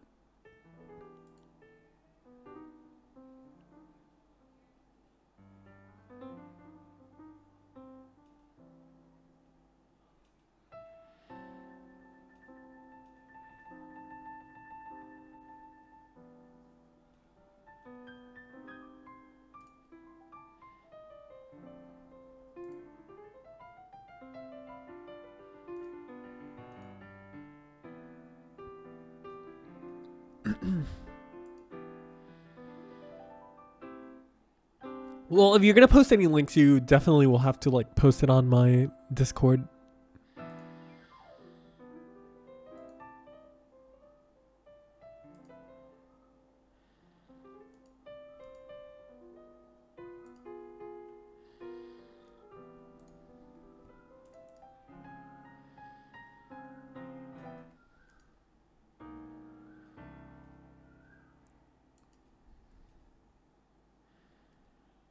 Longest PSO2 uptime is 7 days. Yo, that's crazy!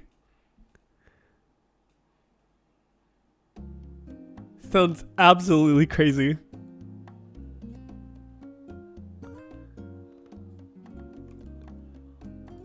Oh. Oops, I just realized that there's still the text box. I'm not ending the stream yet though, don't worry. Just let me... Here.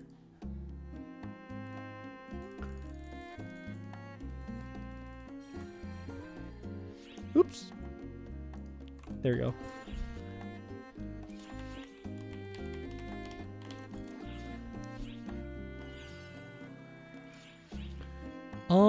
Étoile. There we go. Do you think they're gonna make another Fantasy Star once they finish with PSO2? Hell yeah.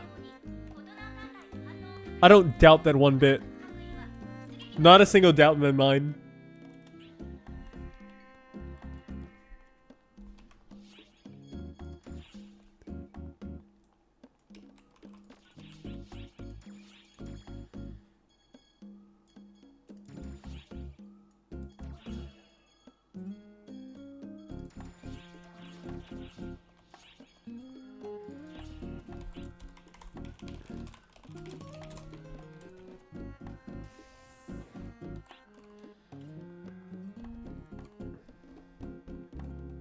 13 stars are sellable now. Yeah. For example, let's see. We have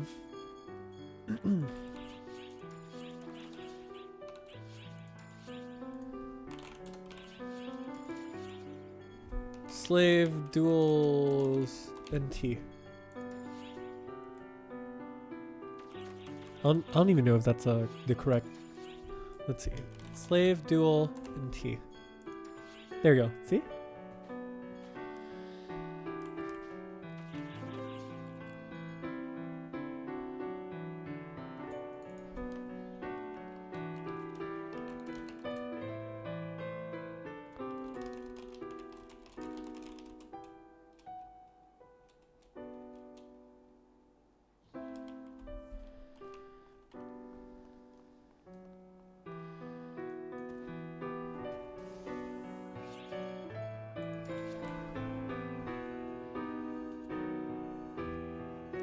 Yeah, all 13 stars are sellable. My weapon is not... This is not a camo. All my 3 étoile weapons are the Nemesis weapons. So basically I grinded a Nemesis weapon to plus 35. And just use it as a weapon form.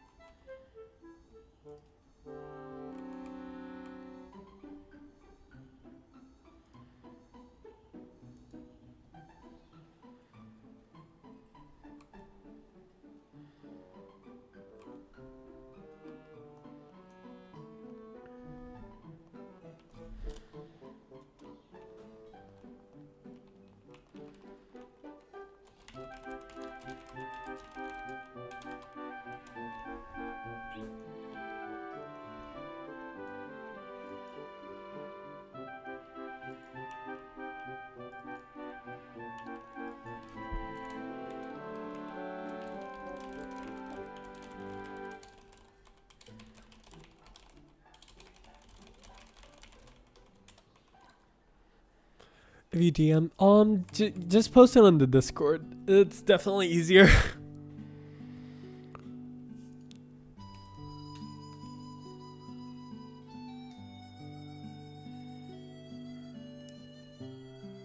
Just post on like the maybe like multimedia channel. It'd be really cool.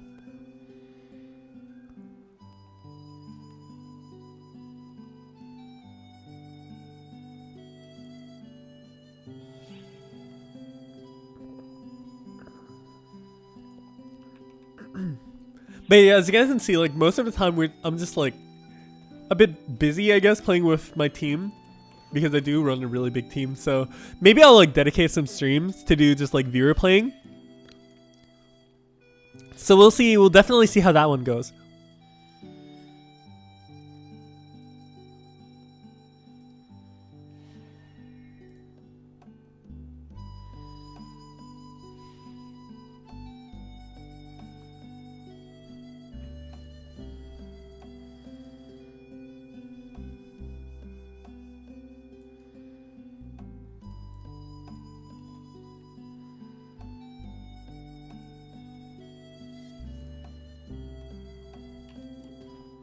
I particularly love the Nemesis camos because it's so like light and fluffy.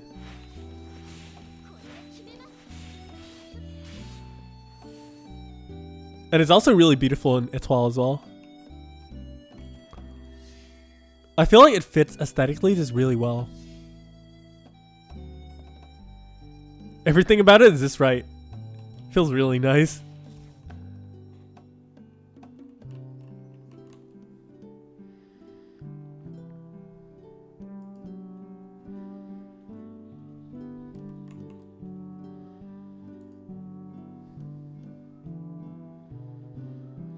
Never understood how people made. What? Yeah, that's not cool.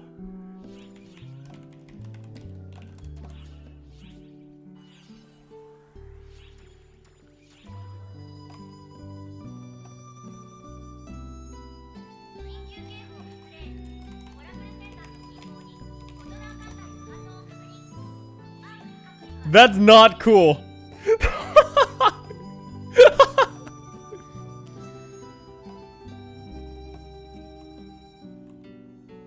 I freaking got SEGA'd so hard. Oh god. Whew, okay, I made it. Almost didn't make it. That would have been really tragic. Wait, chat's working now? Oh, it is. Yeah, sure. Okay.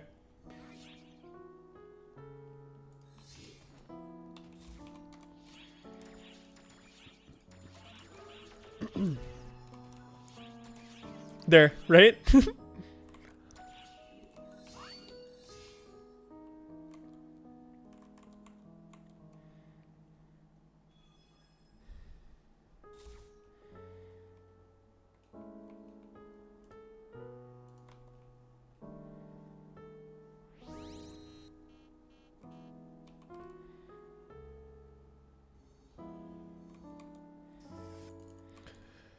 Okay, let's see. Yo, you know what? I'm gonna keep my sponsorship, Kappa.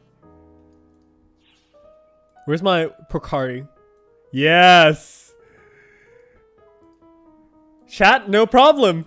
We got the Pocari bottle on top of the chat. Very cool.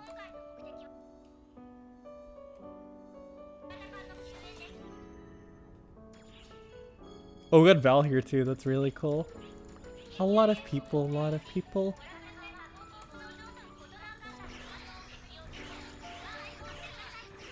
And I get a buffer as well. Perfect.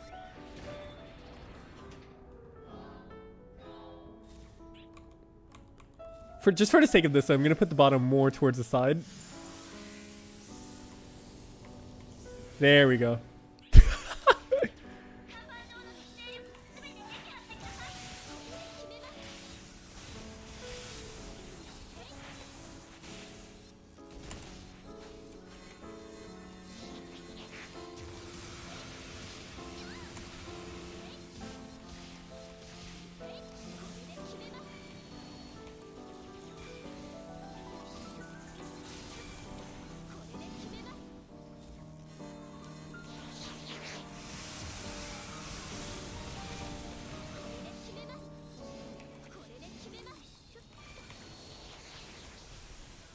I believe that Juan is definitely like the Etoile mobber.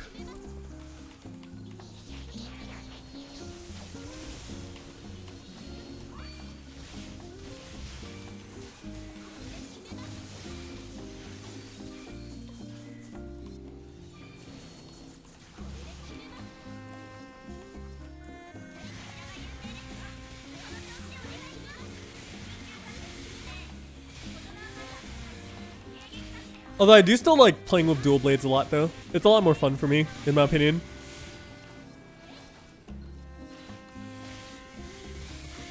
Even though it's not like the most effective, like I'm sure Phantom can do mobbing way better than this. Just sit there and spam Megads and stuff and I'll be totally fine, right? But yeah, I mean if you really like to just have fun and stuff, Etoile is definitely a good choice as well.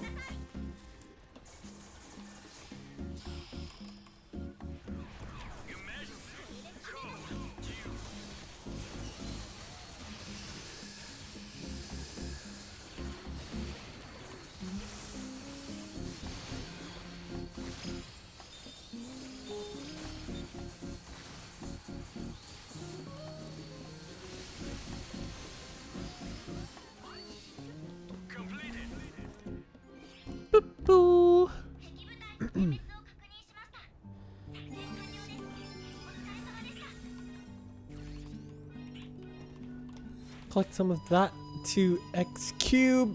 I don't need anything else.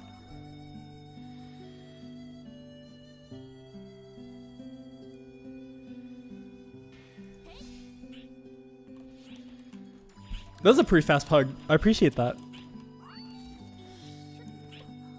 Your drinks last throughout this EQ, by the way, so you don't have to re-drink. You actually do not have to re-drink.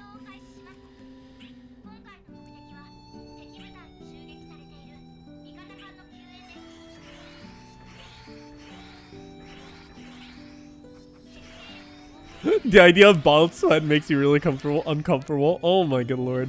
Still waiting for the Picard sponsor. Hell yeah, dude. Double blades? Yes.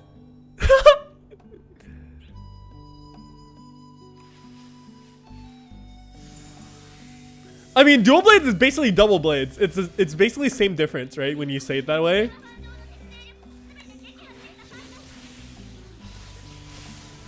What's the difference?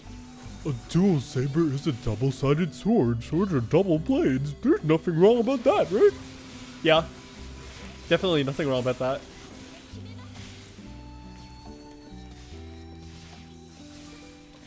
Definitely nothing wrong.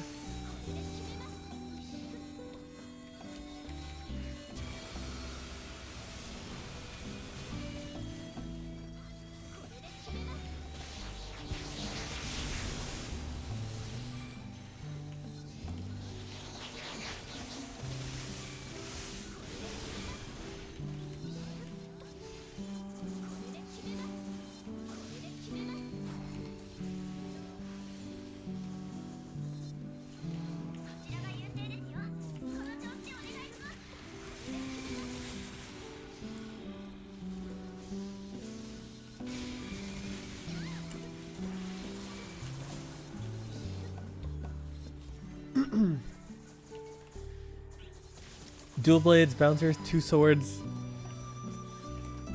Two sword. I'll just call it two sword. S-O-R-D, by the way. Just the number 2 and S-O-R-D. Two sword. That's probably the best way to call dual blades. Is call it two sword. Give me a two sword in the chat. Just type 2 without spaces and just like S-O-R-D. Two sword. Oh yeah.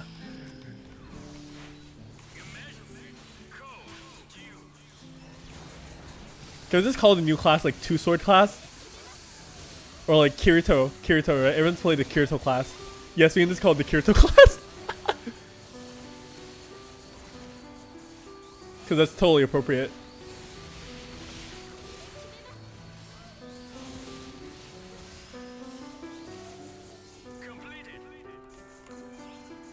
Freaking two sword.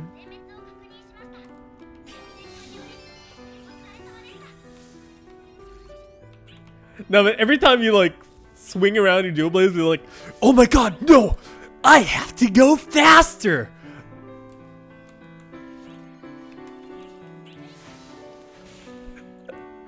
Thinking of bringing Sword Art Online though, dude. Kirito, dude. Uses two swords. Starburst stream does literally a 50-something hit combo. And then like next season, right, he's literally like, oh my god, dude, guess what? There's this girl who's super overpowered and she can do a 9-hit combo. Wow, 9-hit combo? That's so awesome. And then like the season before, he literally does like a 50-hit combo with no problem. I'm like, yeah, Kirito, very cool. Very cool.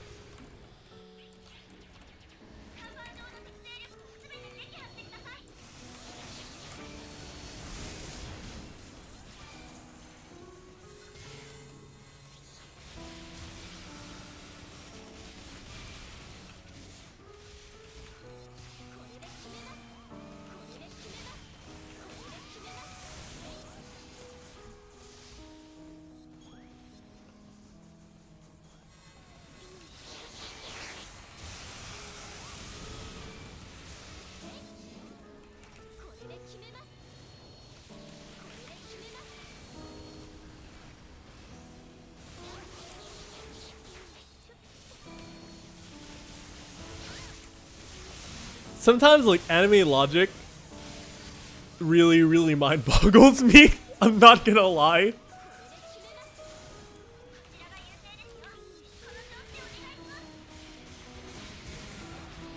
But I guess, I mean, that's the point of some anime. I guess some anime is just like supposed to be bizarre anyways.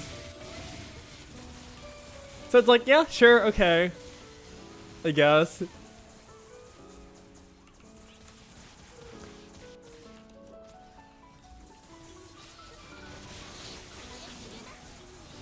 Wait, I'm not reading chat properly. Were you saying Starburst stream is 15 hits? Because I swear it's like fucking 50, not 15. Or well, how many ever hits that, whatever it is. It's like, how many hits that Yuki did is nowhere close to Starburst stream. Trust me on that. I can tell you that much.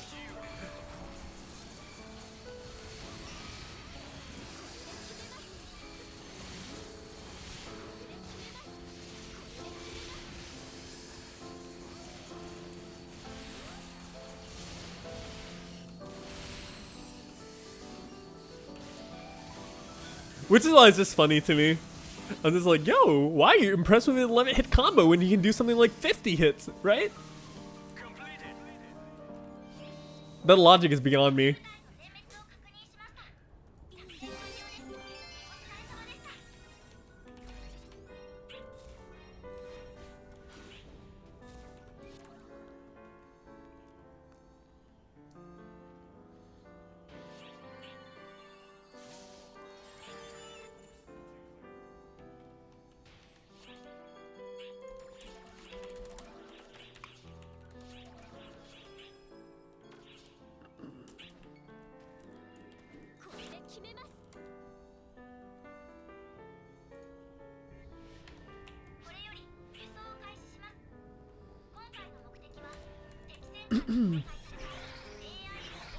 Kirito's server stream is basically Kestrel Rampage. Yeah!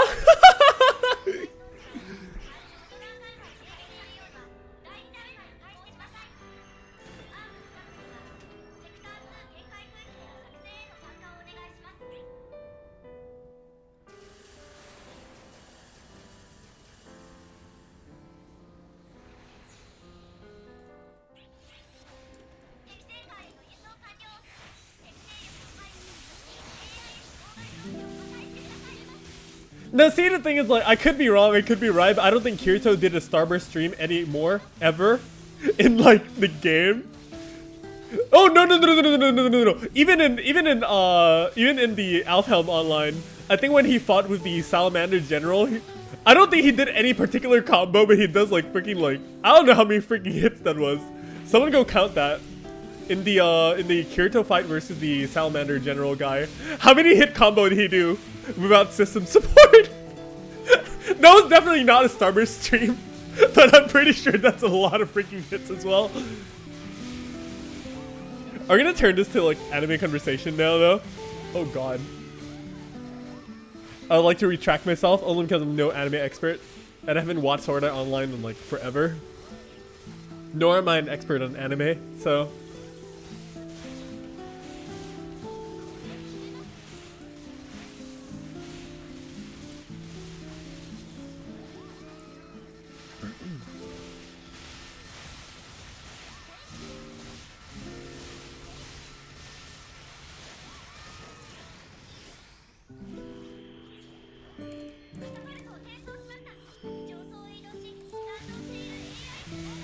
Oh no, the thing is like Kestrel Rampage, if you count the photon blades, the amount of photon blades that Kestrel shoots out is way more than the hits that Starburst stream would do. Honestly, yeah.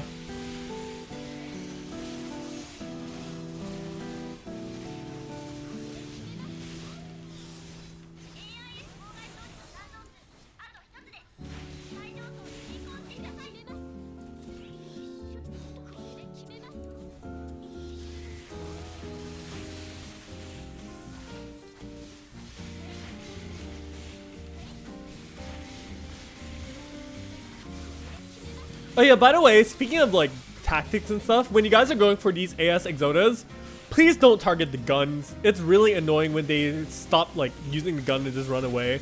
They're standing still when they're charging the gun anyway, so target the legs so they fall down like this and then you can just target the core, okay? Simple. Really, really simple. But I don't see anyone do it, ever.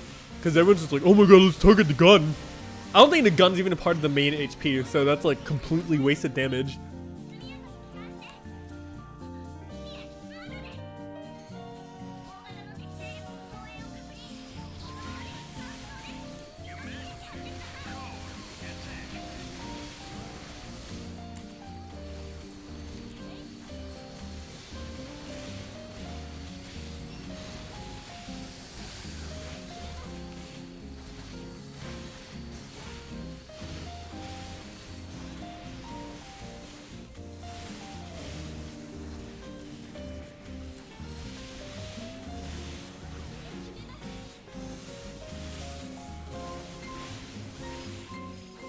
If you guys are wondering why I'm not doing the full dual blade connect, is because I don't really like it. I feel like it's a waste of damage and also a waste of like time where you can easily miss. It's really liable, in my opinion.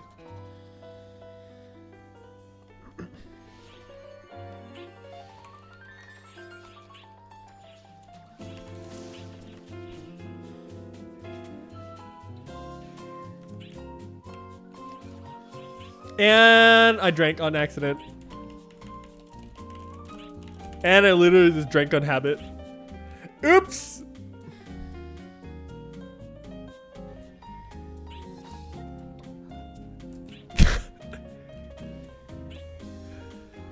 Oh, God.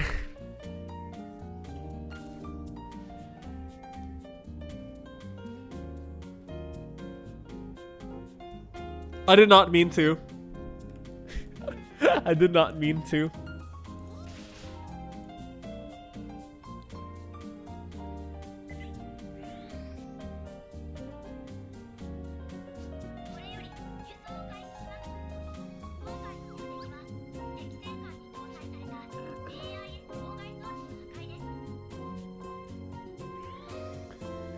Is there a reason you don't want to drink? Armada does not reset your drink.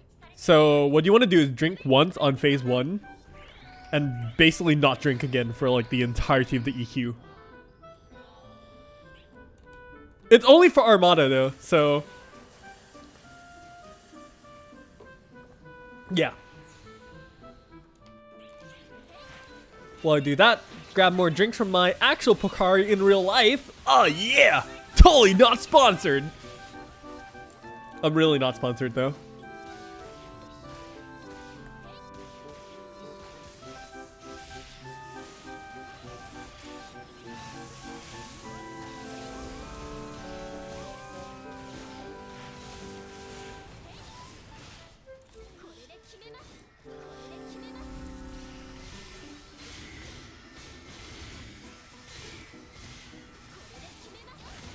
How?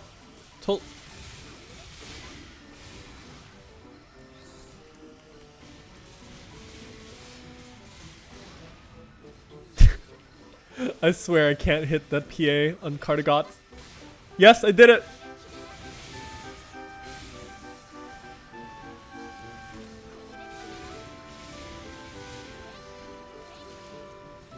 Cardigot, please! Burial, please!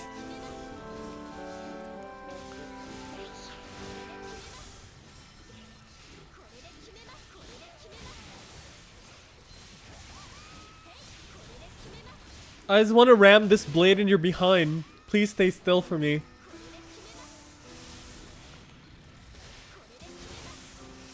It's not easy to aim. It's a blade of this caliber.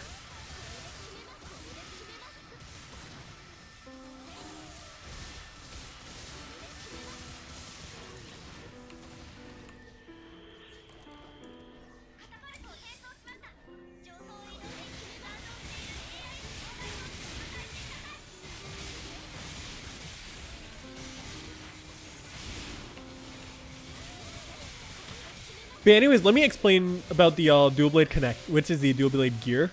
So basically, the reason why I don't like to do the second part of it, I only do this first part, is because it gives you the gear gain buff.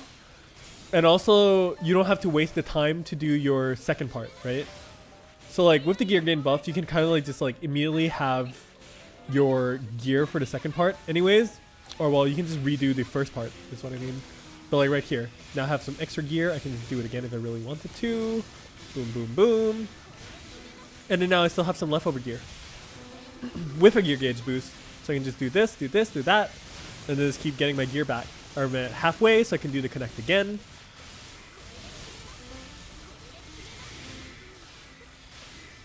And then now I'm almost at full gear. So technically I can do it to full connect, but on like, for example, this boss that's upcoming, right? I don't think there's an opportunity where you can really hit the full connect, and then it's gonna probably miss anyways. And even if you hit the weak spot, the damage is capped at 9999, so it's a lot of wasted damage. So it's, in my opinion, it's definitely better.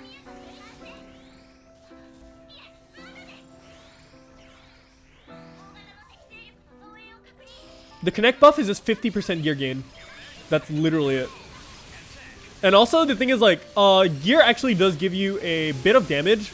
So if you use all your gear up, that's a lot of your damage boost gone. So it's better to just do only the first connect. And then when you're almost at full gear again, you just use it again. Boom. And then you get the buff refresh. And then now you have really good gear gain.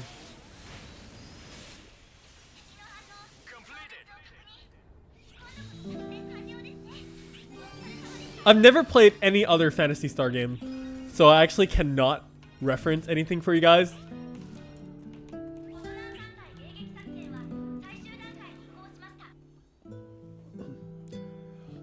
You can do part 2 on enemies that are stunned and down, of course, but just the thing is, like I said, there is a possibility that it's a waste of damage if your damage is like capped, right?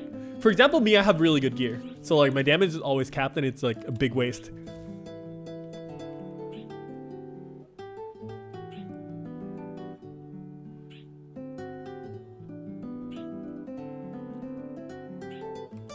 Because like normally say if your connect does 1.4 million damage, you have 400k damage wasted. Yeah, you use gear to gain a buff to get your gear back. It's really cool.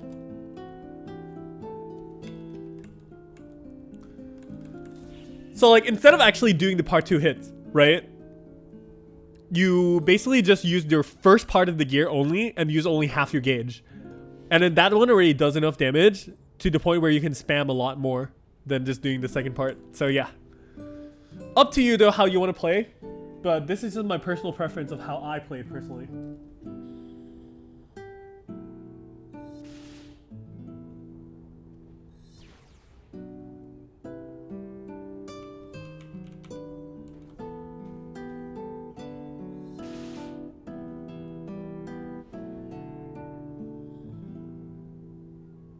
I'm not saying that it's like the most correct way to play or anything like that, but yeah. It's my preference.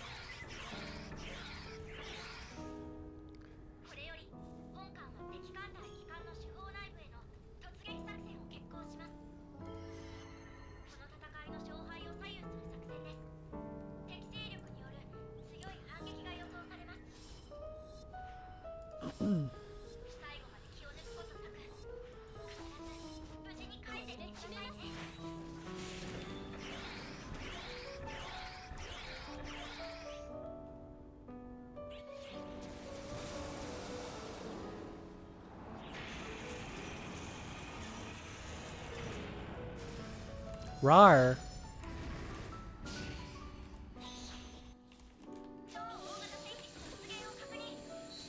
Oh no, I hate double saber tracking.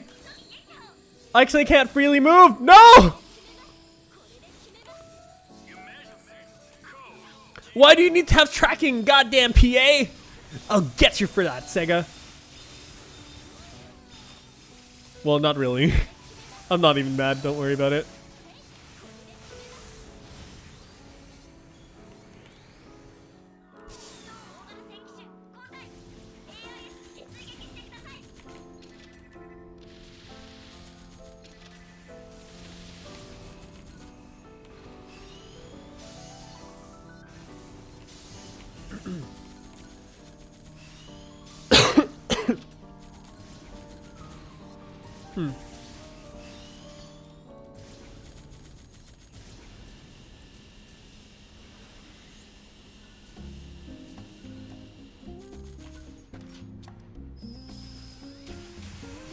Oh no!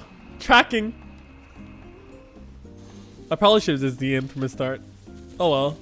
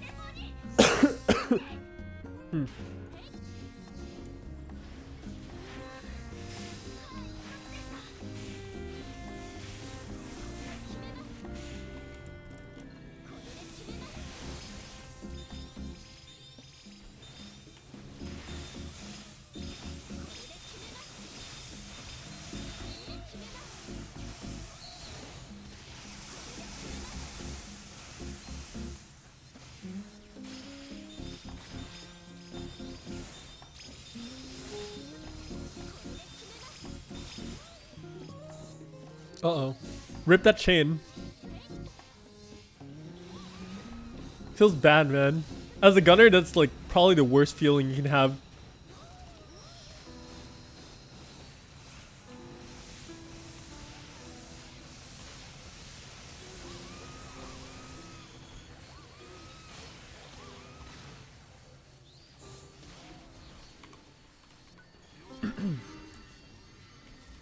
No, this one's the wall, right? Yep.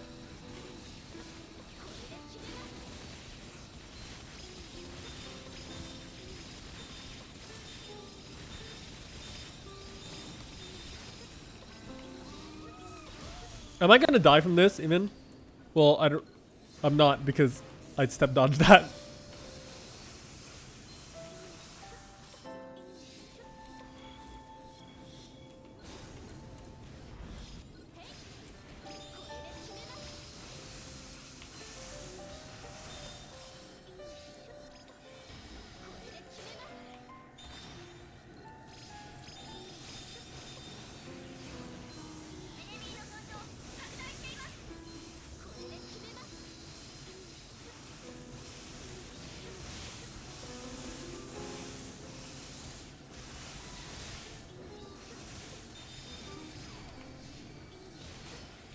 No! Oh god.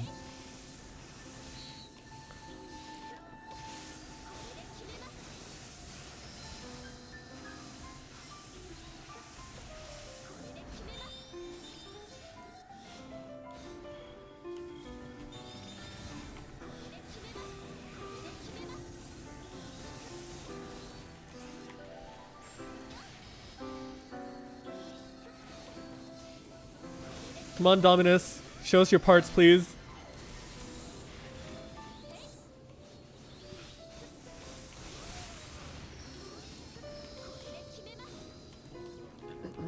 Dominus! Where's your... Thank you.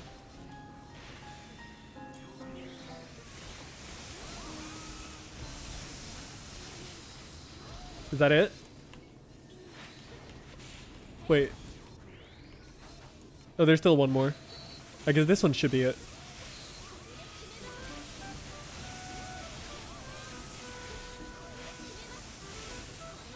There we go.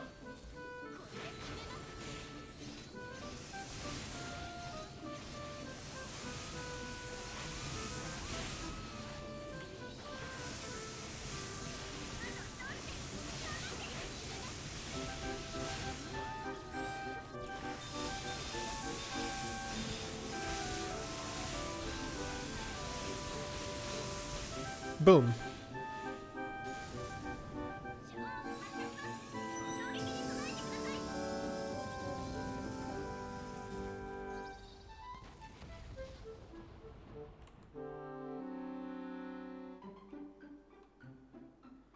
You see, Etoile just doesn't die anyways.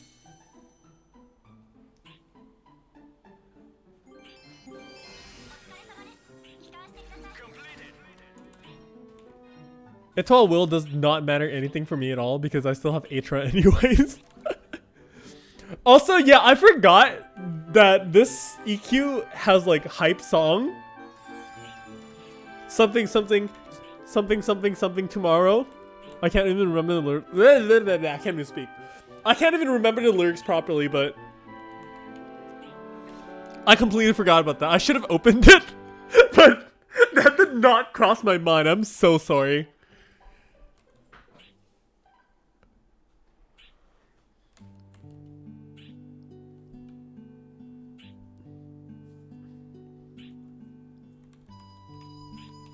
Am I drunk from sweat? I wish.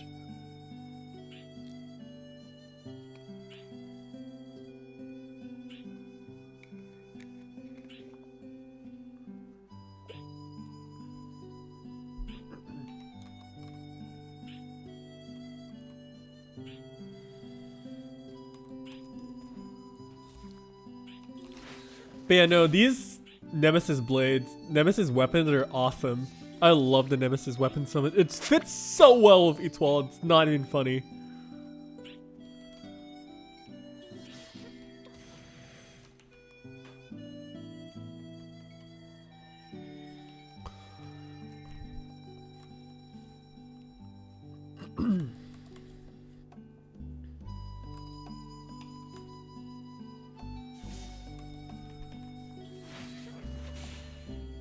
Boop.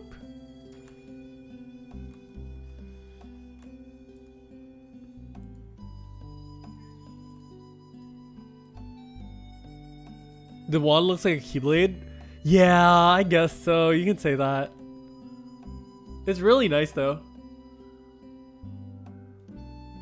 I like it a lot. Definitely. Everything is also floofy and shiny, so...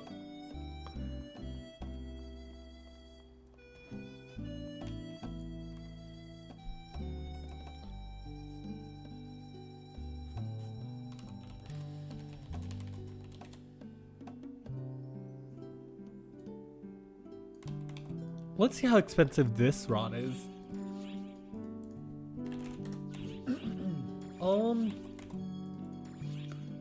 Ooh, it's actually a pretty good price. I might actually snag one.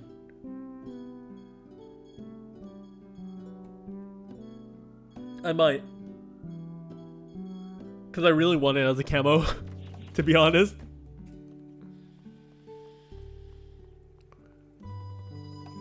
Probably not now though. Because there's actually nothing I really want it on right now.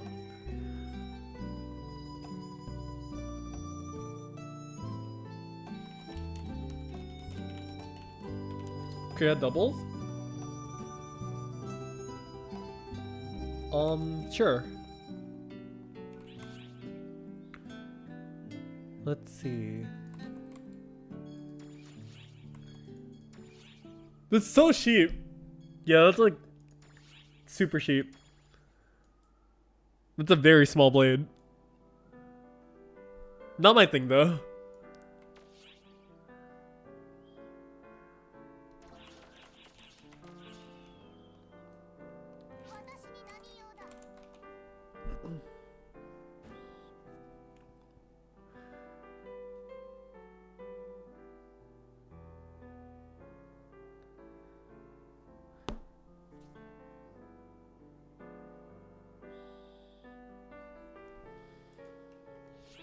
No, these aren't Nemesis. Atra, Lightstream, Atra is his weapon form.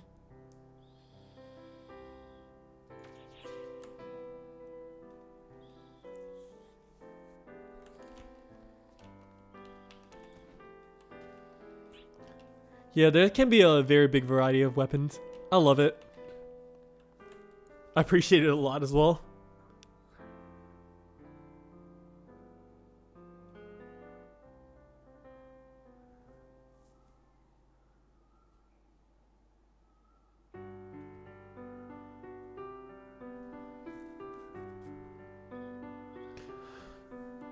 Oh, don't worry. I'm a big fan of Aoyuki myself. I love Aoyuki so much.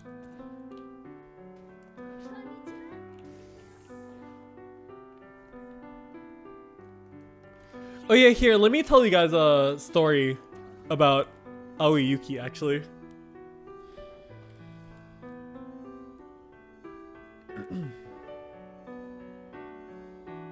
Back then,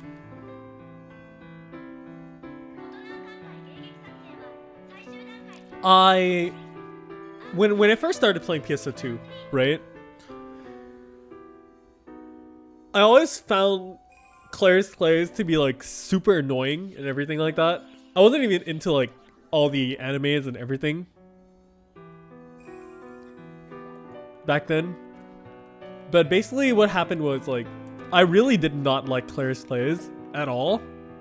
And then when I looked at like other characters that Aoi Yuki voices and stuff, right? She always plays a lot of like more of the really annoying lollies and stuff. So I'm just like, dude, I really don't like Aoi Yuki.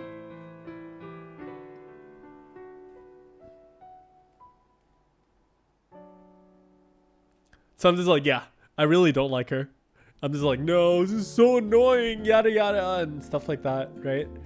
And then later in the future, like once I actually learned about a lot more about like the voice acting industry and stuff like that, I'm just like, you know what? I'm a terrible person for hating Aoi Yuki because that's basically the kind of character that she's voicing, you know? Like, if I hate her character for being annoying, that's exactly why she's so good, because she can voice a character to be hella annoying and make you don't like them, right? Like, that was the whole point of the character in general. And then as I learned more a lot, I learned a lot more about like Aoi Yuki's like voicing work and everything. And then I really come to appreciate a lot of her works and stuff like that. So I ended up with like, I feel so bad about that I actually wrote her an apology letter. I actually did.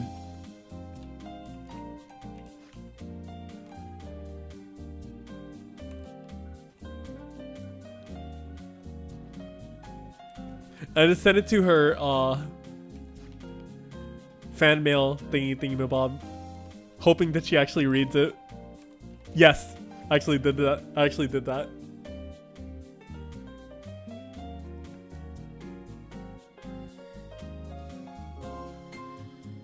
Pretty crazy, isn't it?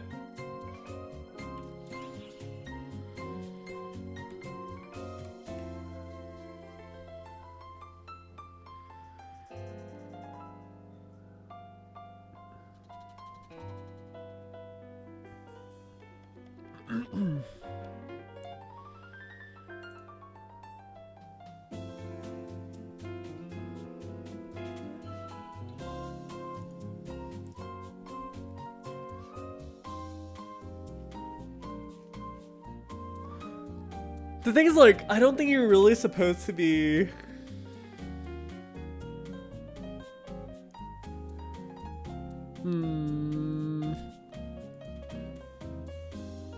This is why do I have so many washing machines? Because I have like 10 characters, so like each washing machine is for each character.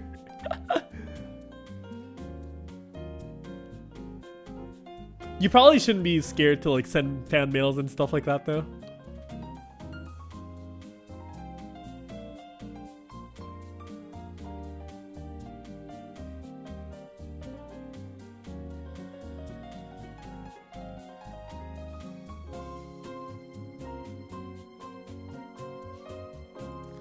Well, spoilers or not, I would say it's probably better to just keep things spoiler free for anyone really.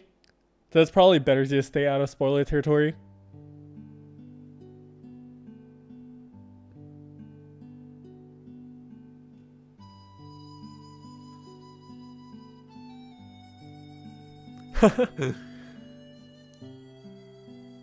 What do I think is the future for direction for class development? Class reworks. 100% they have to do class reworks. I will not accept anything lesser than a class rework. They have to do class reworks at this point. If they're gonna say on stream that Etoile is gonna be the last class, or well, successor class for a while, then the only direction that they can go is class reworks. If they're gonna make a new class, they'll probably have to rework their level 70 class boost. Yeah. Although, let me tell you guys something pretty cool, okay? This is what I think. think of it this way. Phantom is basically mother, right? Etoile is basically Deus. Deus. Deuce. Deuce. Whatever you want to call him. So my question is, where's the Yamato class with all the ranged weapons? Yo, I don't care. It's like, I would love to have freaking a Yamato class and literally just play like launcher, like, yes, just have like full gun class. Hell yeah, dude. I would love to see that. That would be so stupid, but I would love to play that so much. Who's Hero? Hero is, I don't know what Hero is. Also, Gunslash class with... Yo, dude, I'm gonna tell you right now. Gunslash will be, like, the main weapon for the Yamato class, right? So you have, like, Launcher, you have Gunslash, you have, like, I don't know. Oh, Hero's Dragon! Yes!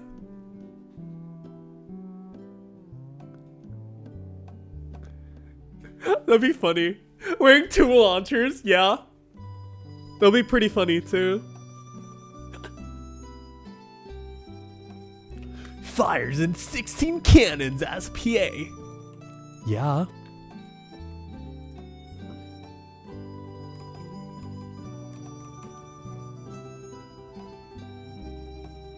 That actually makes too much sense because Hero's like the very good class for Dragon.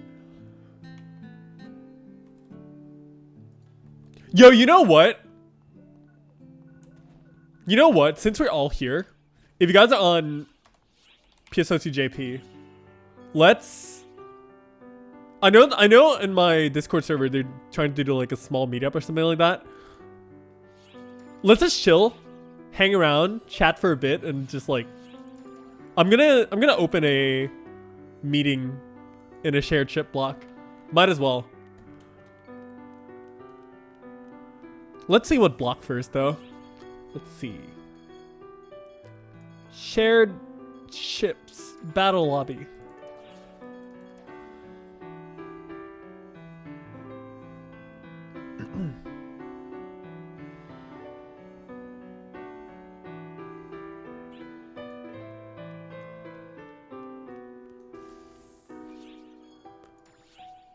Let's do 903.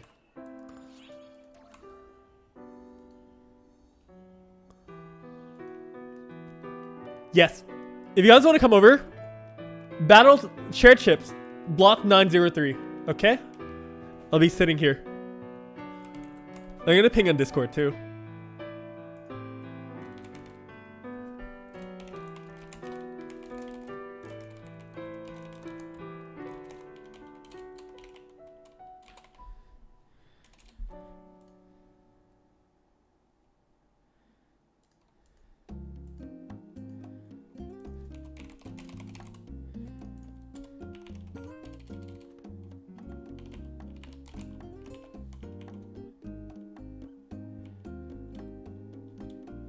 There you go. I'll literally sit here.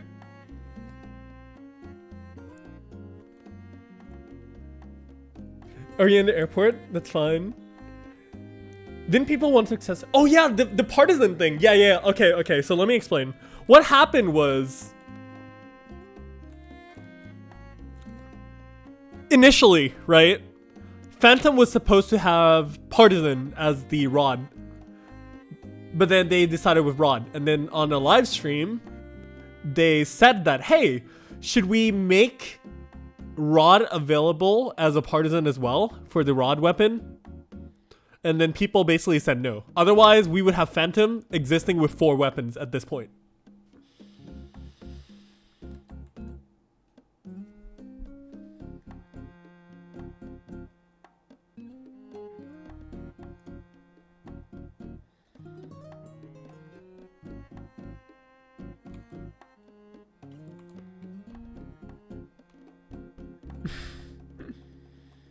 It would be really cool though to have Phantom with 4 weapons. But I think I'm fine with it being 3. honestly. No, and it'd be really cool that if we have the Wirelance and Partisan reworks, that'd be amazing. We all know and acknowledge that I'm a small Asian girl in real life. Using a voice changer? Oh no.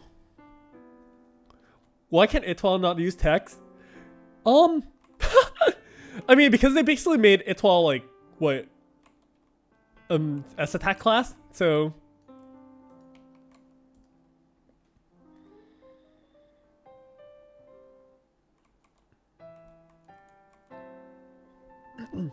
yeah, it'll be a bit broken, I guess.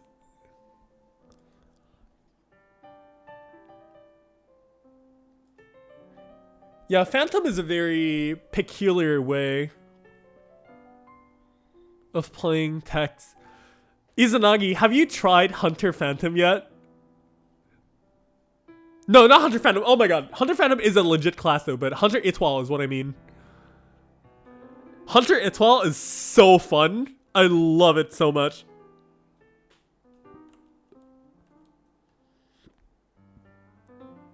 Hunter Etoile is literally unkillable, yeah?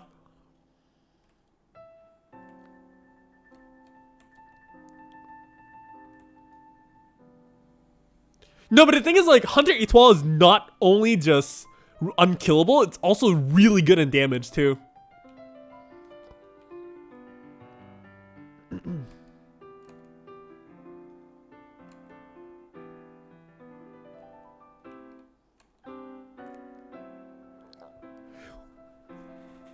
Oh man, look, there's so many people. Wow.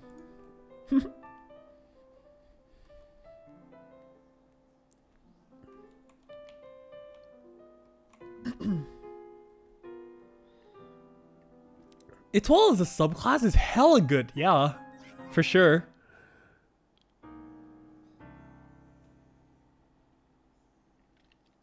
Here, let me add a text box. Where's my text box? Add a new source.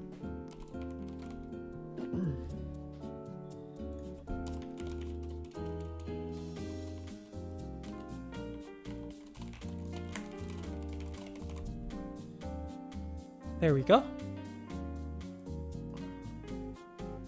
I guess we can just put this like somewhere down in the bottom. I don't know where to put it. I'll just put it here. Battle Lob. Sorry. Here we go. Battle Lob B.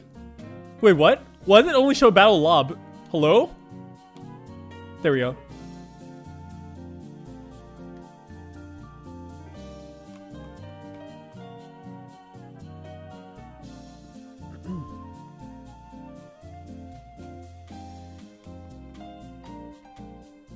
Hunter weapons have really nice things, yeah. You guys all have really nice characters, by the way. Let's see. We'll go look at everyone one by one. This one's pretty red. Definitely fits the theme though. Fishnets are really cool. Personally, I find fishnets to be really cool. Blue headphones really does stand out there. And then there's the beauty mark, and then the eyes look super heavy highlighted, but that's cool in a way. It makes it look super red, but that's really cool. As long as you fit thematically and your colors don't look like too crazy, I think that's fine. This one's the more or less kind of like small head, big boob lolly-ish face. Although I do like the hair color a lot. I actually do like the hair color a lot. And the butterflies look really nice too. Penis is definitely one of my favorite costumes. So I really like that. This one's a lot more mecha influenced. I appreciate people who can do that because like I personally can't. And I believe that like it's really cool thematically to make like your legs and your arms and something like look super mecha. But then you have like the human elements and everything. Also, I really like the hair highlight colors. Well done. This one's just super white.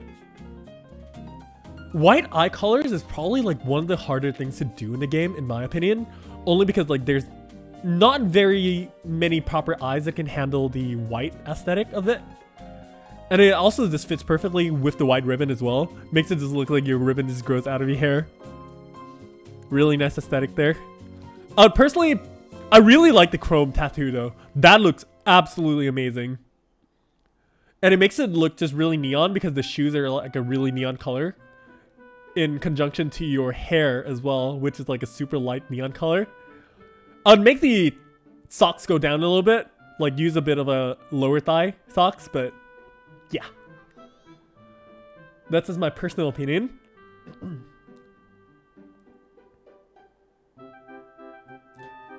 I know this one's Obani's character. Obani always had a really nice hair color. It's a really like standout color because when you actually place that character in, say, a white background or something like that, your hair will stand out so much. Color is nice. I like how the hat is like a bit of a gradient too. This one is a super red and brown, pretty standard. Green is a nice highlight for it because it really stands out. Also, the ahoge is awesome. That's really long ahoge.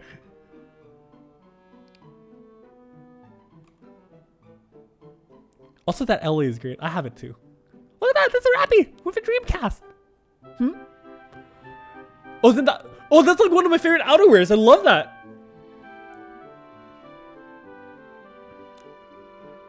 Because it's a really cool thing because like shoulder showing is like one of my favorite things to do in PSO2. Although the legs for this one is a little big, I guess. But can't help it if you really want to make that aesthetic. It's a super badass kind of like look though. I guess a lot of anime girls do that for the badassery. Dreamcast, of course, that's awesome.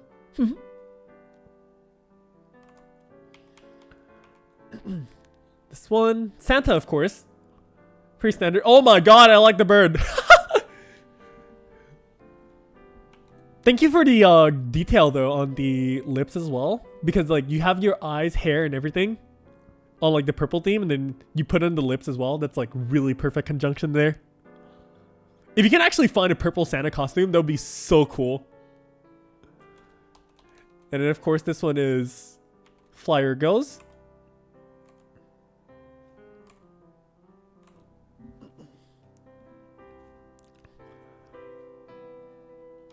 Fly, make your head a bit bigger, please. That's all I'm gonna say. So that one again is a super mechy look. I like that a lot. Oh, this one's the more gothic lolly kind of like look. I really like that costume though because the frills look really nice. Face here looks pretty serious with the black rose. That's cool. Oh, and you have those garter tights too. I love the freaking feet of this. It looks so cool. That's also the same hair as my heroine as well. So I appreciate that even more. Lights on the ground being like that. That's a super expensive lobby action, by the way. What a whale. What a whale. This one's a super badass kind of look. Oh, that wool jacket. Yeah. I appreciate having the basewear or innerwear thingy being the tights with the fishnets. Because that actually really complements the costume really well, being a cut-off shoulder. That's really cool. And especially pants costumes are super hard to find. It's probably one of the cooler ones. I appreciate it. And the black chrome tattoo, really cool. If you had Armor GV and you made like a super cool hair gradient color, that'd be super cool too. But I guess it's really cool having a single color. With the two eyes and that, yeah, you're definitely gonna stand out. Not sure about the mask though, but that's about it. Yeah, definitely nothing to be ashamed of.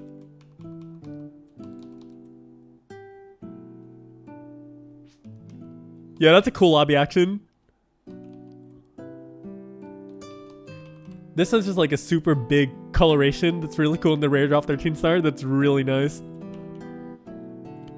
Isn't that the costume from episode Oracle though? That's really nice. Space Cowboy. And this one's a standard gothic. I like the winter costume aesthetic, of course. And the feet looks really nice. Glasses are cool. And the headgear is also really helps complement having your head not be too plain and white. And then this one's just a lost in pose.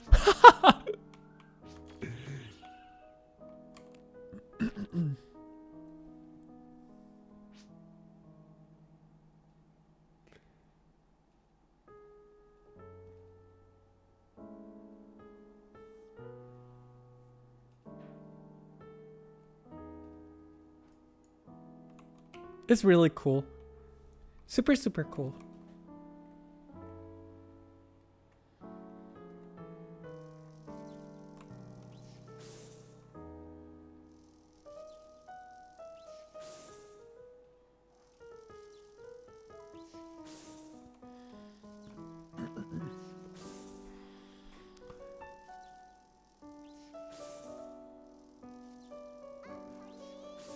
Oh my good lord, you have the Ocarina LA? That's like probably one of the most expensive alleys in the game right now.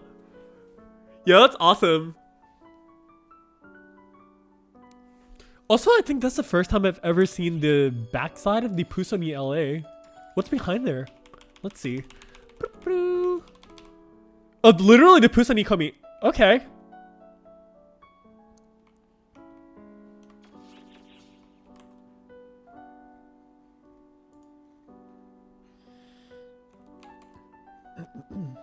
Yeah, Ocarina basically doesn't exist anymore. We're like the space police force? Yeah, more or less.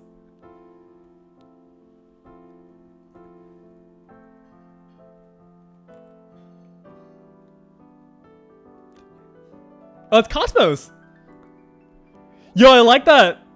I really love your screenshots you posted the other day and when I asked for help for you guys to post the screenshots. Love the cloak so much. It's great. And you have the stripe, making it just look really nice in general.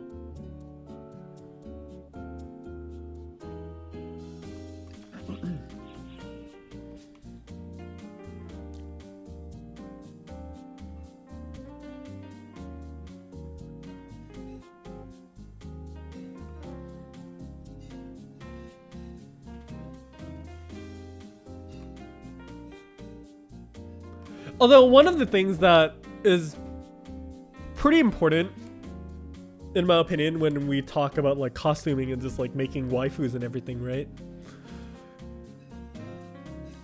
Is that you guys have to remember that fashion is not a competition.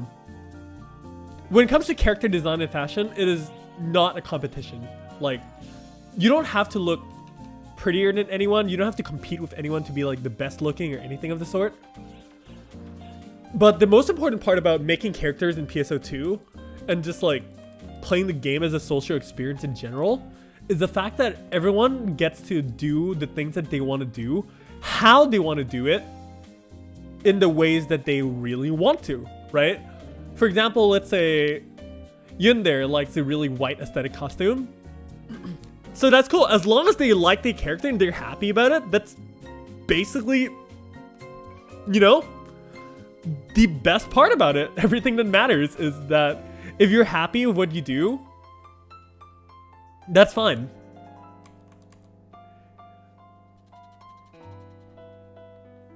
And that's the beauty of PSO2 and character creation, is that you can do exactly what you want. Well, maybe not like one-to-one exactly, but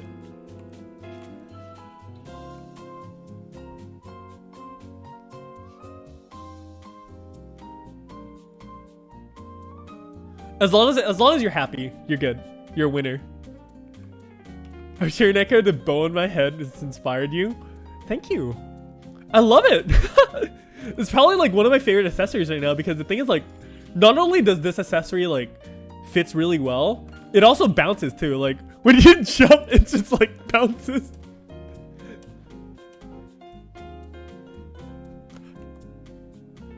Like taking references from characters that diverge from them. Yeah, that's definitely a really good way to start out. Like sometimes you don't know what you want, so you kind of just like see what you like and just like modify it from there. For example, like here, right? You sound a mountain Discord and playing God Eater 3. Yo, you know what? Let me talk about God Eater 3. Let me talk about God Eater 3. So I had a friend who was like, yo, Azel, I would love to play God Eater 3 with you. So he bought me the game when the game came out. We played for like an hour maybe, and then he never played with me again. So I never got a chance to even finish God Eater 3. Or even like properly play the game for that matter, because we only got through the tutorial and did absolutely nothing else. I'm very sad.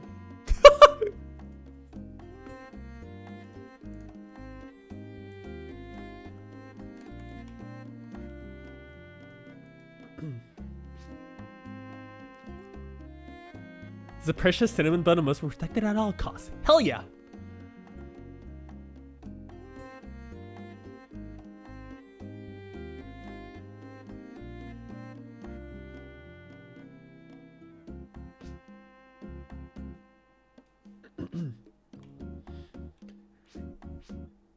I guess a lot of people, everyone mostly is just gonna be on chip 2. Yeah.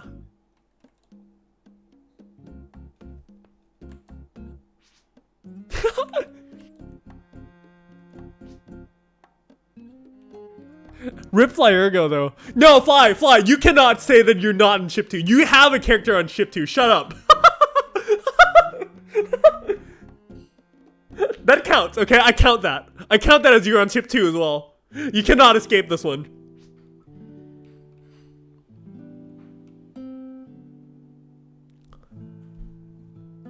Oh, Lilac. Oh, that's a really nice costume.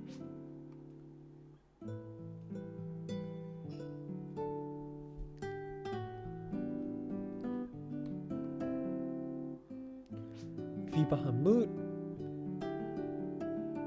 Rip pants with jacket. Yeah, that's so standard. Super standard. That's really nice.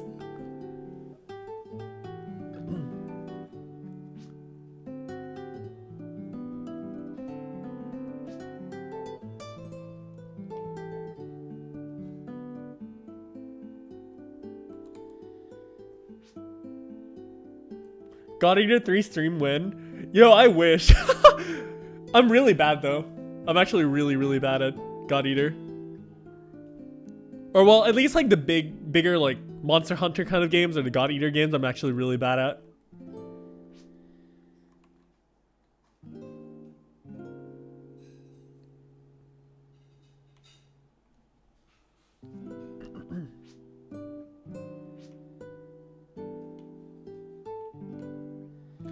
I mean, it's fine if you guys are lurking though. I have no issues with people lurking at all.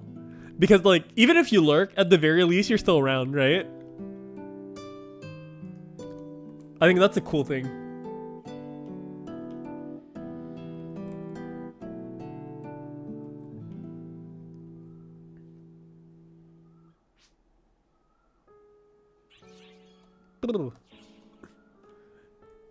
Although, if you guys send friend requests on shared chips, it actually doesn't, it actually doesn't even matter.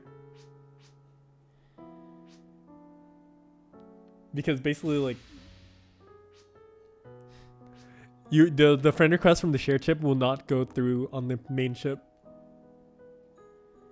What song is this? It's just some random songs I have open in the background. Is this some, like, super, like, BGM kind of things?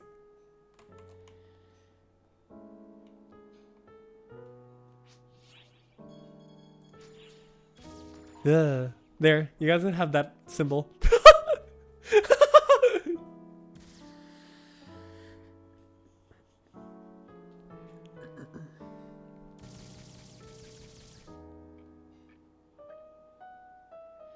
Oh, I love traditional looking costumes. It's really nice.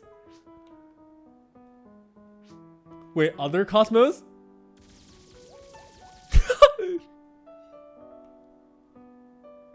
Yeah, that's a very cool thing too, where you actually get to play characters with whatever name you want to. Oh, that's your accurate, yeah. At least the Tosaka written costume looks perfect on that. And no, you guys are definitely not going to see me in game unless you're like in my team or something like that. 100%. I guarantee you that much. Because I basically don't really do anything much in public, at least. But if you're in my team, you're gonna see me everywhere. And definitely, you can always, at least like the costumes and the body and everything looks fine. You can always edit the face somewhere here and there.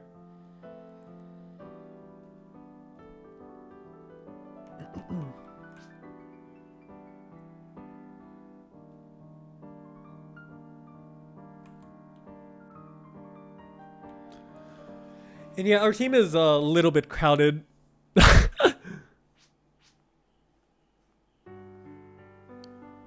If you add someone in share chip, it does not go to main. Yeah. It's only share chips.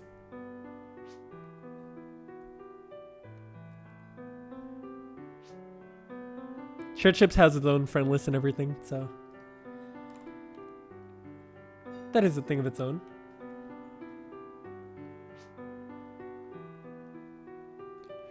You know, I'll be honest though, like, I don't know how to say it in proper words, so to say, but seeing all of you guys here like this makes me really, really happy. Just actually really, really happy. Because all in all, no matter how you look at it, right? Even though you guys are like looking at some of my older videos or just like things like that, to me, it doesn't feel like anything too crazy or special, only because I myself am like just a normal person regardless of yes or no, you know, when it comes to like being famous or anything like that in PSO2 or like influential or anything. But what I do plan to do is, at least I hope that our community here from the Arc Circle and all, I'll be making like a lot of guide videos and just helping people in PSO2 2020 come Western, right? To really like have a really good experience and just like, you know, there's nothing that they don't know, right? We're all the veterans here in PSO2 JP that's been playing this game for freaking forever. Like, I don't think there's anything we don't know at this point, right? But then the thing is, like, we still have to share our knowledge to all the people that never had the opportunity to play the game. So it makes me really happy that all of us, we get to make this awesome community together, you know? And I'm sure everyone's just super nice and super awesome and super chill. Like, if I had the opportunity, honestly, I would love to just sit here and just like chat with everyone one-on-one and all that. Just really need to remember to record, yeah. But like, you know, we're a strong pillar. Like, we're not that small of a community anymore. Last time we did a meetup, we had like 8 people or something like that. But then now we're here like, that's a lot of people. And now I'm actually like talking and stuff on stream as well. Back then I didn't even want to talk about anything on stream or like even do voice on any of my videos or anything of the sort, because I'm always scared that I'm like, hey Enzo, you sound like a duck.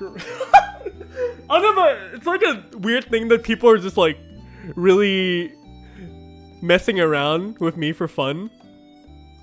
Like, with my friends in high school, right? I'm like, everyone always say that I sound like a duck because I like to like in class and stuff. So it kind of like made me awkwardly really self-conscious. But I actually started, that's why I never actually talked in my videos. Until like, at least like a while better. Am I going to play in North America? I will make an account on North America, for sure. But I'm not gonna like play it too much. I will do meetups on like North America though, probably. But you know, I want to consider that even though we ended up this year with 3,600 subscribers, right? I want to count that as basically 0.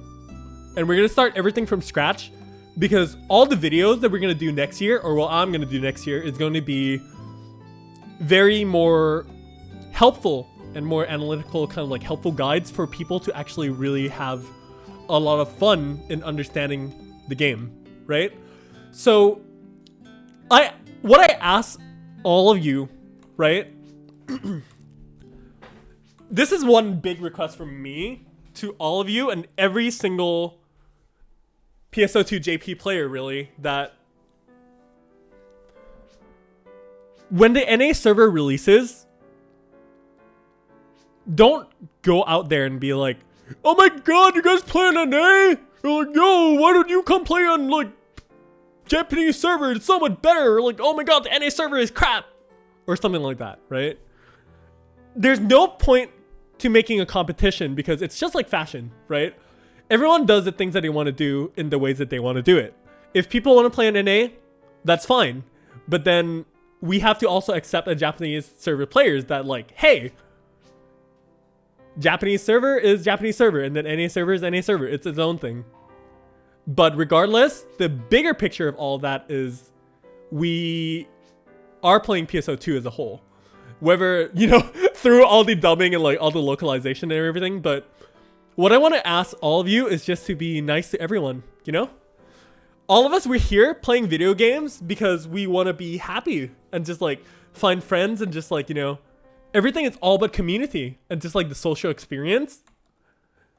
So that's exactly what I want people in NA to feel as well, where we're all just sitting here enjoying ourselves and just have fun with each other. I want you guys to all help and welcome all the NA community players with open arms as well. And especially all of you on my Discord as well. We're going to have definitely a big wave of NA players come in as well. So it would be really cool if everyone can just be just really nice to each other and just help each other out and just, you know, enhance our experience and just make us all have fun and be friends and just like super, super cool. I have no way to put it in other words than this. But I think that's basically about the best that I can say is we all are connected a lot more ways than you guys would ever think. And the best thing that you can do for anyone is just smile and enjoy yourselves and have fun with everyone. We're all here to have a good time. So let's just give everyone a good time and have a good time all together. That's basically it. That was probably the longest like, yo guys, I have a request kind of thing, but I really don't know how to put it in words. I'm just so flattered to see everyone here. It makes me really happy. I just want to say thank you so much for everyone for just like taking the time. Really. It means so much for me.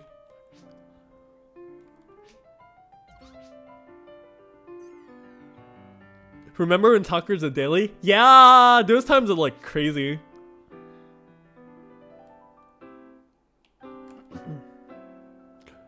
But regardless though, I guess, here's a TLDR. Whenever NA releases, let's all welcome them with open arms and help them out to enjoy the game as much as we do. There we go. That's such a good way. That's such a good way to put it. That is my final request for all of you ending 2019. 2020 is going to be crazy. It's going to be a crazy year for PSO2. Trust me, it's going to be... There's going to be a lot of new players. There's going to be a lot of everything.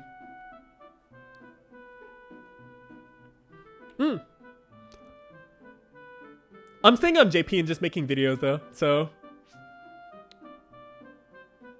That's basically just like what I'm doing in general.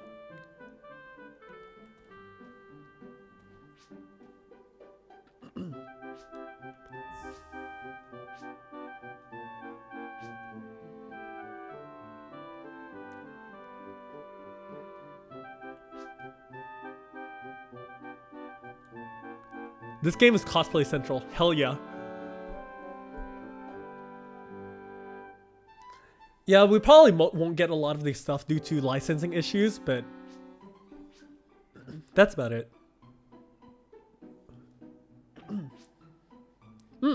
Definitely. No matter what, I'm pretty sure that, like, JP is going to be our home. All of us is going to be our home.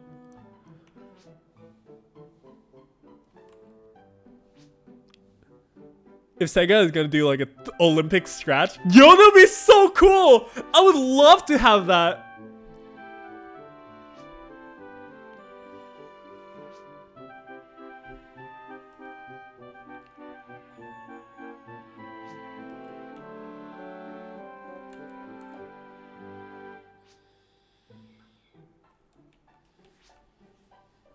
We need a Pocari. No, the thing is, like, here, Polybo, we actually do have a Pocari collab in PSO2.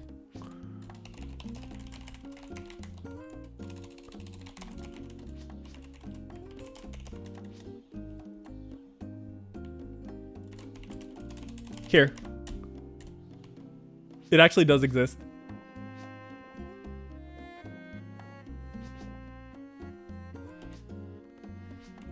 PSO2 SEA was a bit ruined by Azuresoft.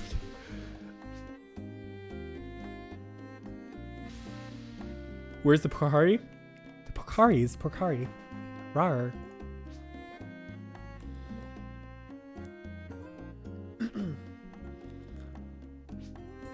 Yeah! Corey in the house collab. That'd be freaking funny.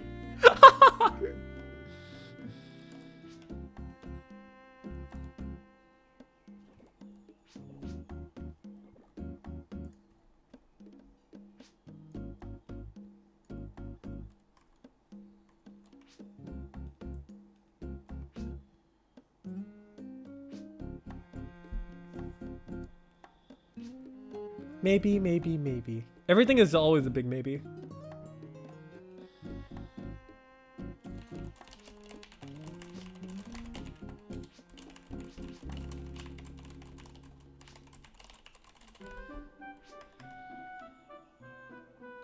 Yo, guys. As a commemoration, let's head over to this wall and just take a picture, right? Come here. Come here, all of you.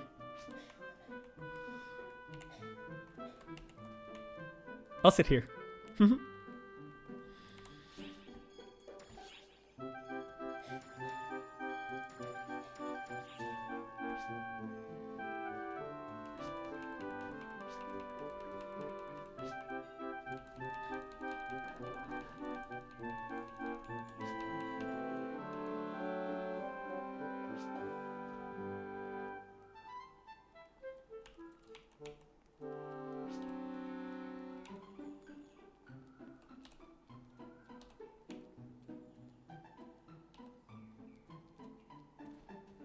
There we go. Here's a really good frame. Freaking hand in the back. Is that amazing freaking cast? Yo, you're getting rivaled by the cardboard box!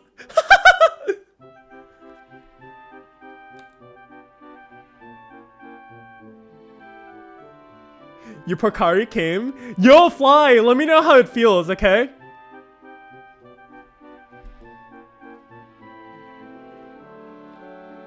Cast supremacy! Yeah, that's awesome.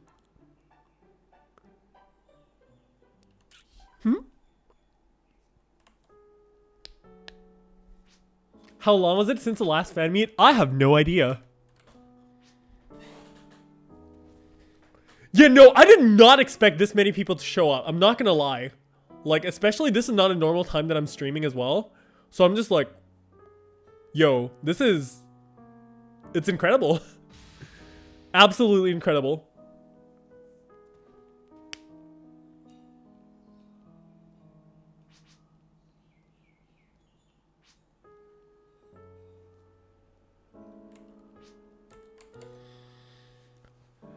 Like I said though, I have honestly no words to describe how thankful I am.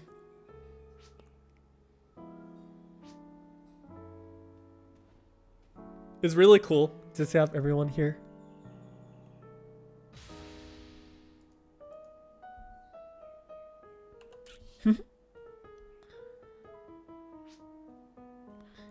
I'm Scatman.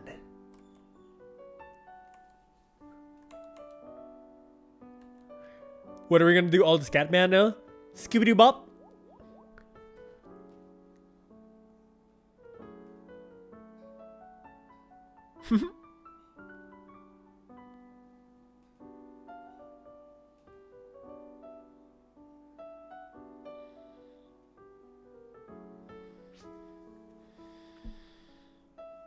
So you just shoot the breeze into Discord?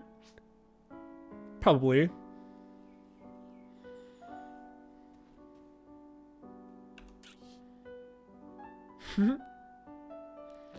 I'm just keeping this as like commemorative anyways.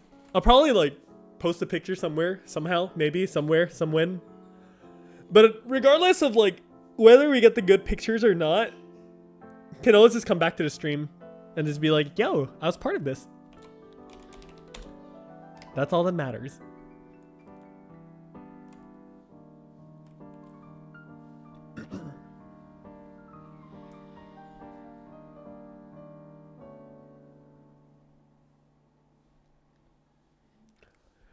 Lobby action lines are super fun. They're all really, really fun. The box makes any screenshot looks perfect. You're not wrong. Oh, Grace got the Marin lobby action. That's really cute.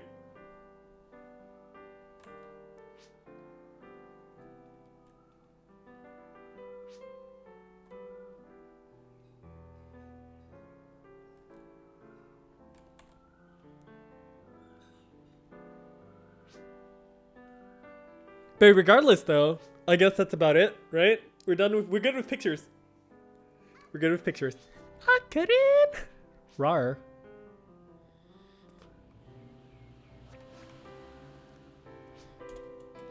Alright boys, time to disperse.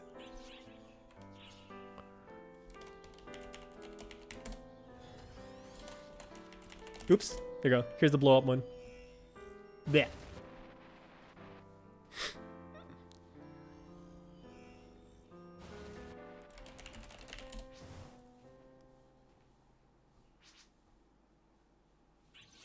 I'm a snowflake.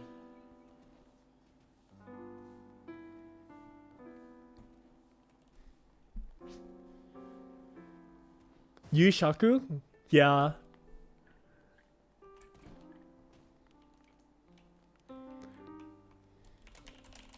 There's one of the dances. Let me see which one it is. Dance 43? No. Which one was it? I can't remember which one was. Hold on. Let me see.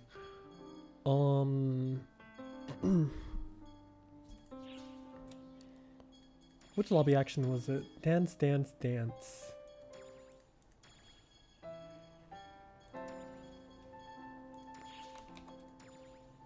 No. Can't find it. Which one was it? 46? No, no way. Oh no, it is 46. Yo, dude, if you guys have 46, this is probably the best troll LA to do in a line ever. I love it so much. Like, imagine a line of literally like 1 million people doing this.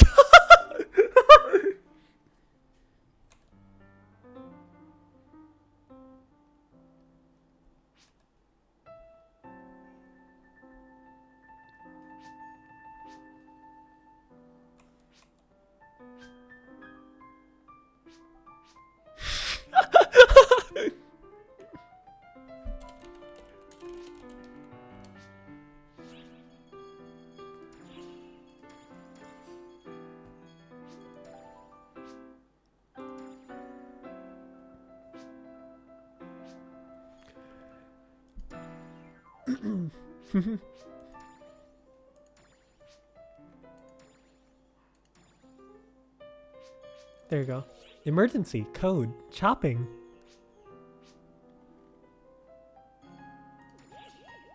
That's one good lobby action.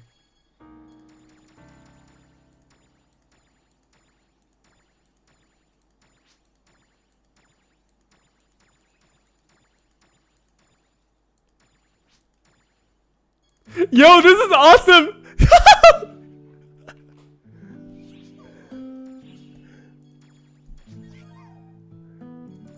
Oh god. That was actually really awesome. I lost it though. No! What page was it on? It was the Grongo doing the okay hand! No!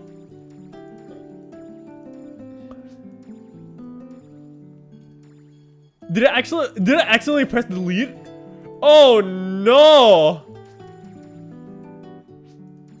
I am so mad right now.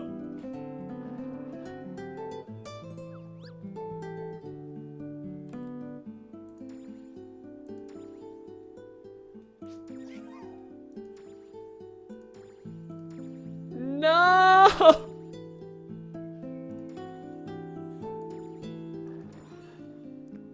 Oh no, someone saved it! Yes, thank you! Oh my god, thank you so much for that. That's amazing.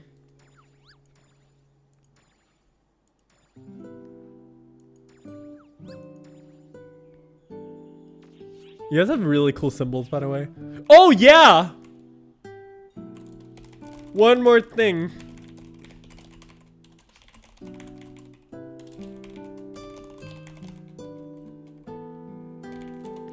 This signature Azel lobby action pose.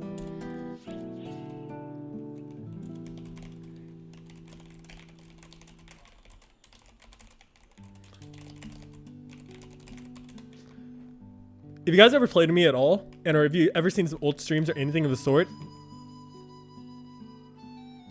you know exactly what I'm talking about. Yes! Yes! Yes! The one!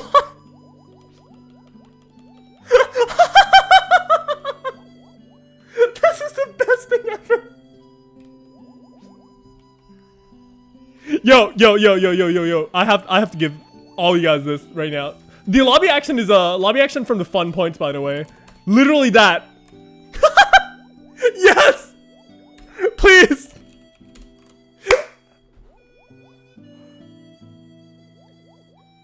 All of you need this! Ryujin Keno Kuraya!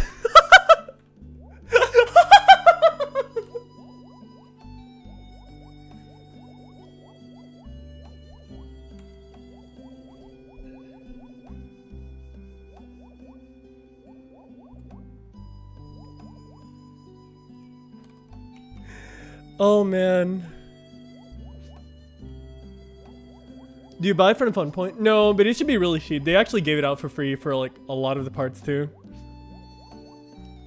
It is such a freaking stupid lobby action, but I love it. More like Dio's re.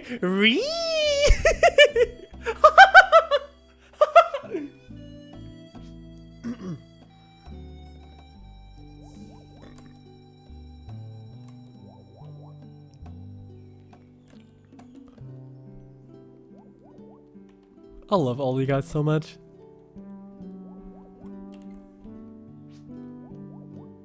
Trust me, if you go to your ship or something and look it up the shop, the LA is probably like 100k or something like that. It's a fun LA. It's a fun scratch LA. Trust me, it's gonna be really cheap. I don't think it's gonna be expensive. So don't worry about that if you don't have the lobby action.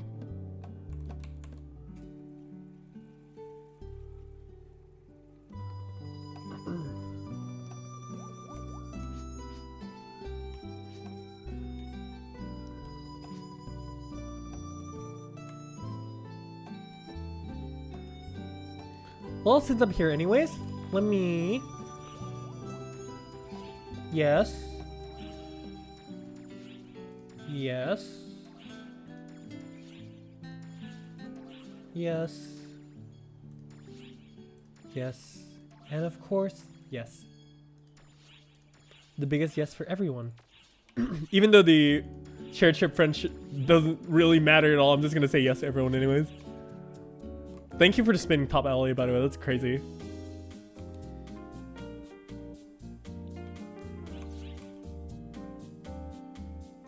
Are you gonna get the name of the LA just to do it? Hell yeah, dude! What's the name of LA? It's LA Pleasure. Hold on. It's... Let's see. I'm gonna find the actual name of the LA. Here's the actual LA name. There.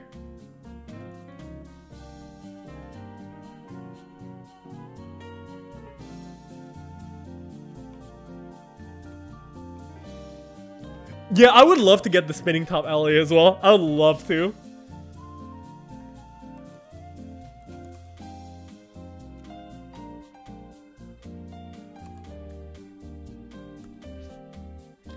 But now the question is, why would you get that alley, right?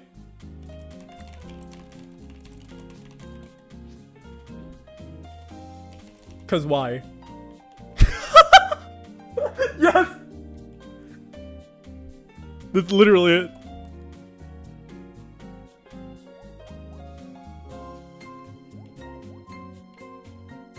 Go spread.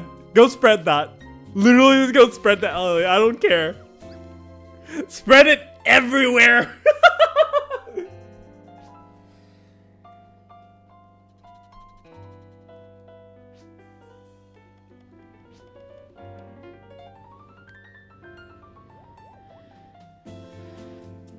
Oh yeah, I remember freaking Flyer Go did the Y on a freaking PSO stream. Like on the official PSO stream.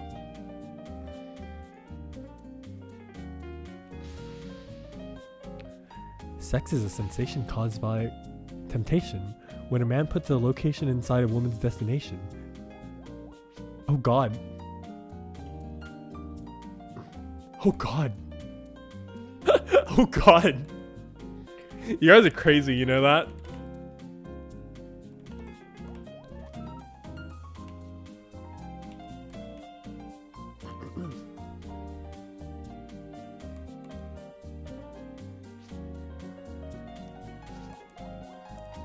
Yeah, dude, that was cool. Innuendos are awesome. As long as they're really smart about it, I love it. It's like, hey lady, I have a really nice boat. You want to see it?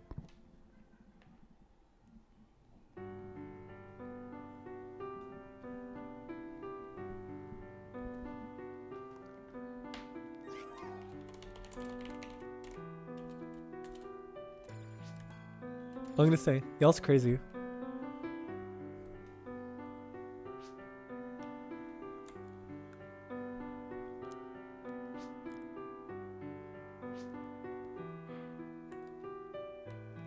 Exactly what everyone is. Well, regardless of crazy or not, it's still super cool though that everyone basically is able to make their way here, you know? And like I said though, we're a much bigger community than we thought, honestly. Or well, more than I thought. I'm sure this is only just a very small bit of the community as well, because there's still a lot of like the other people who are probably like in vacation or just like asleep or etc etc.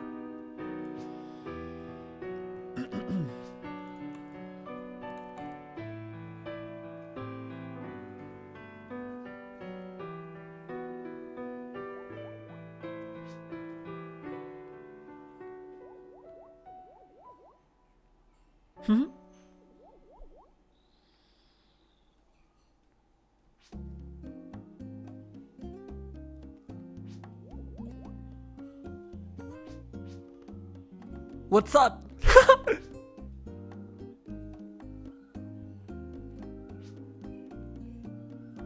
$500K in 6. Ouch.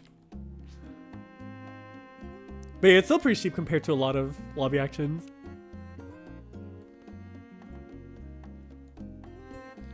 But I mean, I guess I can say that this is basically like a super like New Year hangout, kind of.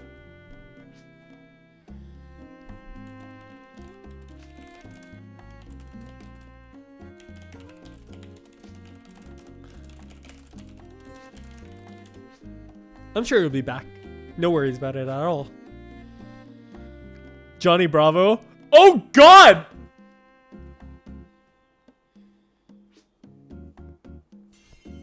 That's some old American cartoons. Humma.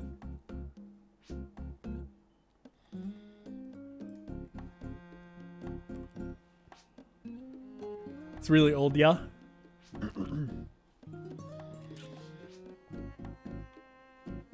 Dude, a monkey? What's a monkey?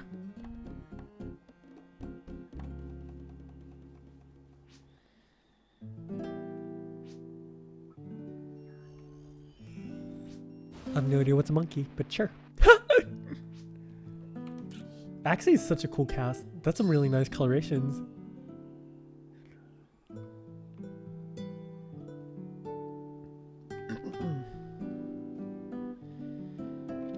You know what I have? I do have this though. LA animal.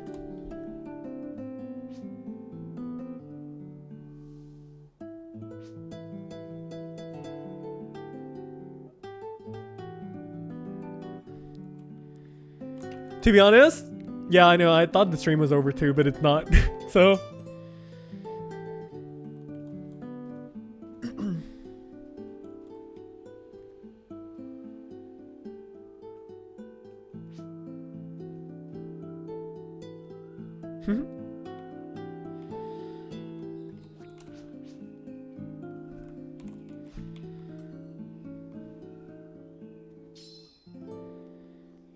Oh god, Ven jeans.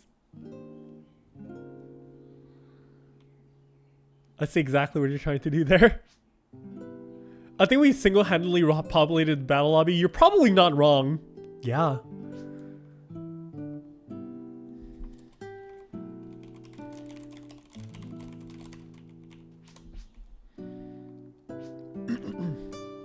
Yeah, you basically look naked from afar.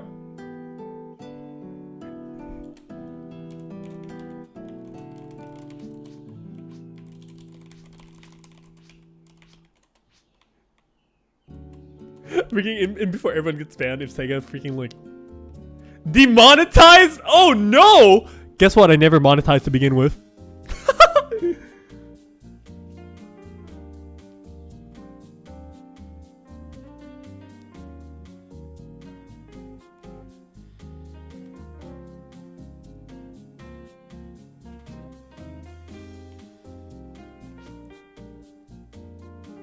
The butt shake?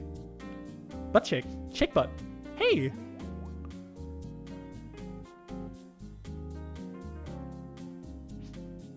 It's that tree? Cooking strangers? Butt shake, milkshake. Super shake.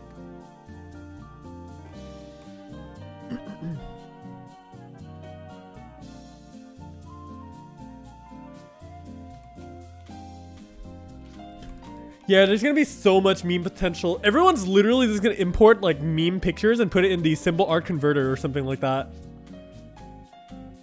Yo, dude! Like, you're gonna have like Kotaku be like, new MMO game, super lewd, lobby actions, pictures, import, memes, def, censorship.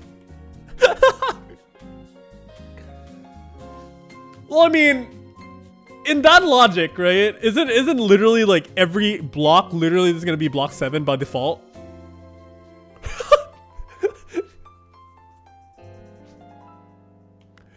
People use to sell loot pics in lobby for Meseta? Wait, what? That's a thing? Oh god. Oh god.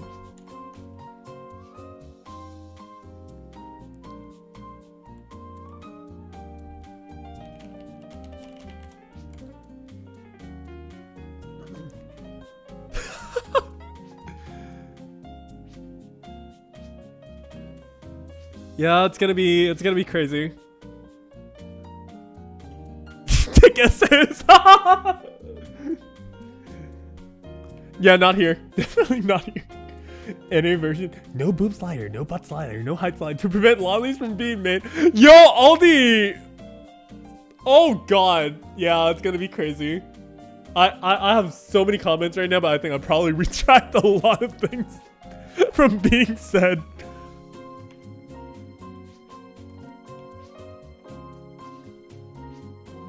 And a boost bluesy requiem. Oh my good lord. You know, everything is possible. We don't even know, honestly. Mini cost. Oh god.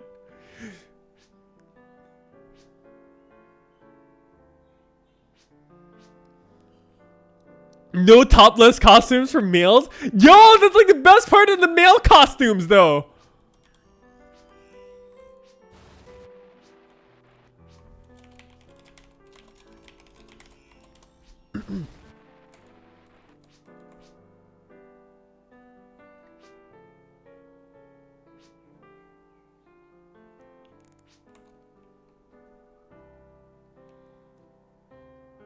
Oh no, regardless though, I think that PSO2 is like niche enough regardless. So I think it should be okay. Plus, to be fair, you have to also think that it's Microsoft that is bringing like SEGA here. Well, no. Well, yeah, it's Microsoft that's bringing SEGA here. So yeah, they know exactly what they're going for. It's not that SEGA is trying to penetrate the market in North America. It's Microsoft that's bringing SEGA over to the market of North America. So they know exactly what they're doing.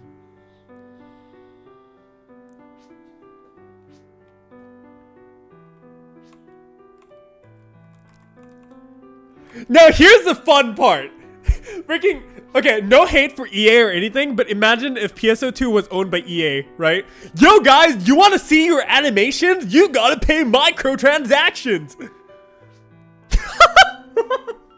It's like, oh, you want to take off your bikini? You gotta pay microtransactions. You want to take off your outerwear? No. Don't forget to buy DLC for taking off your outerwear.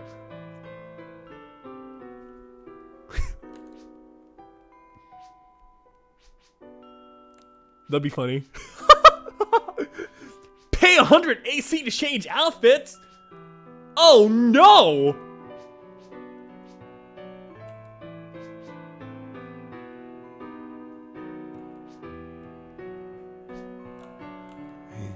Yo, God. There's so many memes you can do, dude. Like, you want to do multi-block matching? You gotta pay a subscription to get expert matching first. Only $19.99 for the beauty salon access. And then you gotta pay $2.45 every 1 minute in the salon. Yeah, no, please. That's such a meme. No hate for EA though. Like, actually no hate for EA though, but like, it's just memes, literally.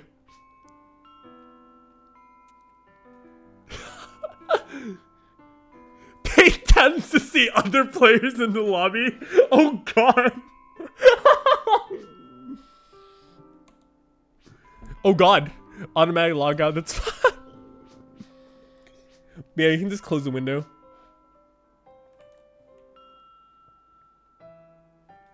That's funny. That's actually really funny.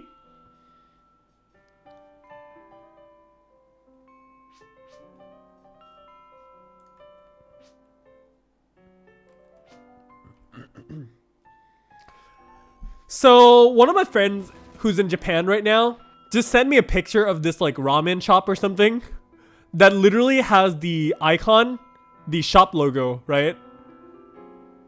As literally a bunny humping another bunny. I don't want to give the mental image, but like, that's funny. It's actually really funny.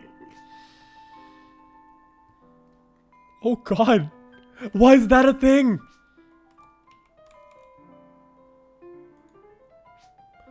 Oh god, no, please not the Fortnite dances in PSO2. It's so possible, but please no.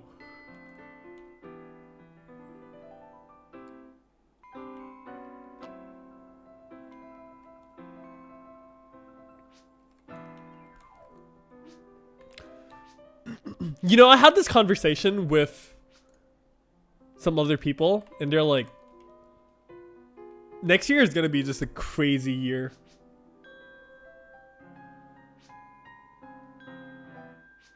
Oh yeah, the Fortnite PSO2 thing.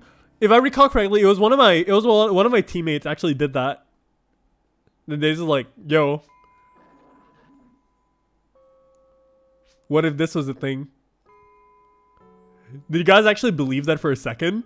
That's actually really funny.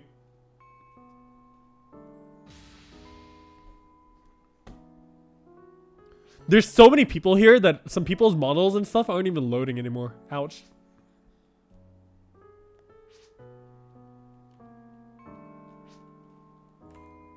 It was a pretty deliberate troll. Yeah.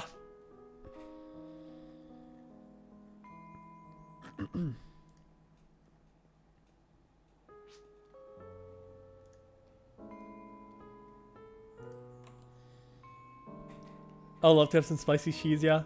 Microwave ramen, that's funny.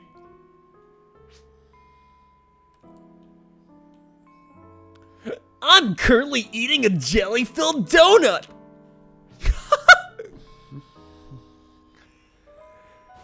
Yeah, it's gonna be really fun. I honestly think it's just gonna be really fun. I'm super excited for the future. I want to see how far Phantasy Star can go. I honestly want to see how far it can go.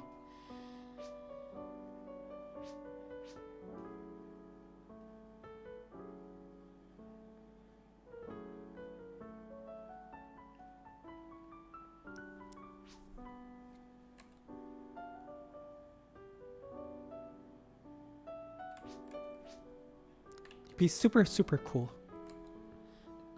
Journalism, yeah. There's gonna be a lot. I think the PSO2 North America beta is in like February.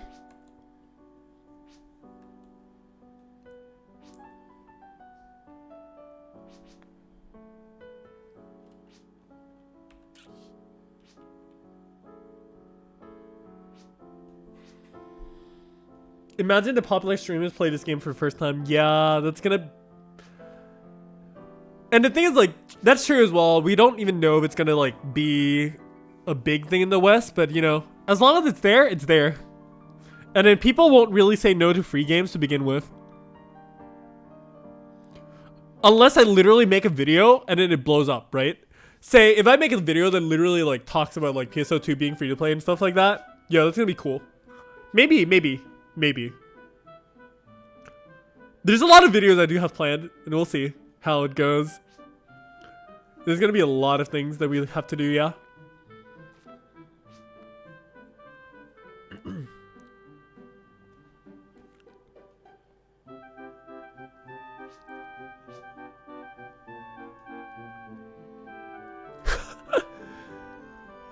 You guys are freaking crazy sometimes. Yeah, I would love to see the avatars move their fingers, yeah.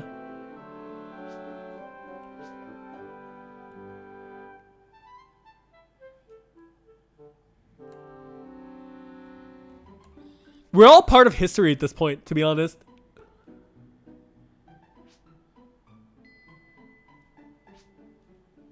That's why the game needs an engine upgrade? Yeah.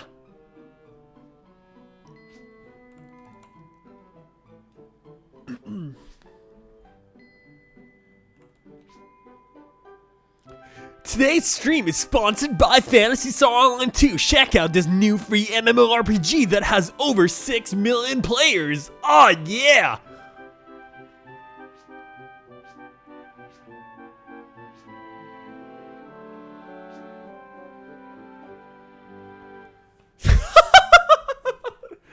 Yeah. There's gonna be a lot of stuff. This game is gonna be a decade old in like 4 years.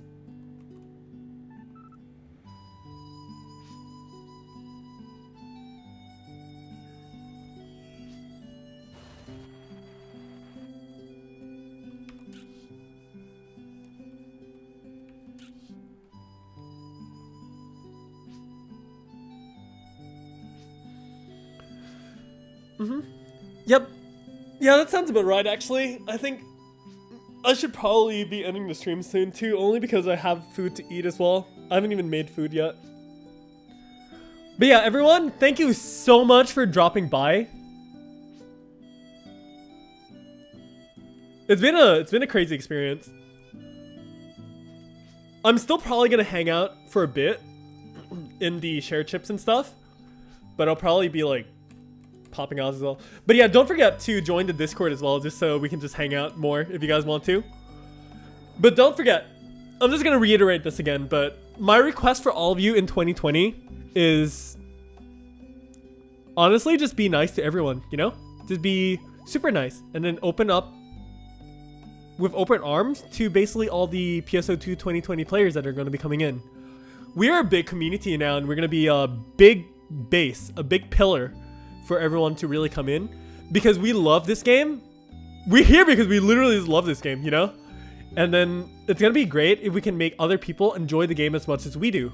So with that, that's why we're a community, and we hold hands, be lewd, and enjoy. I freaking love all of you guys so much.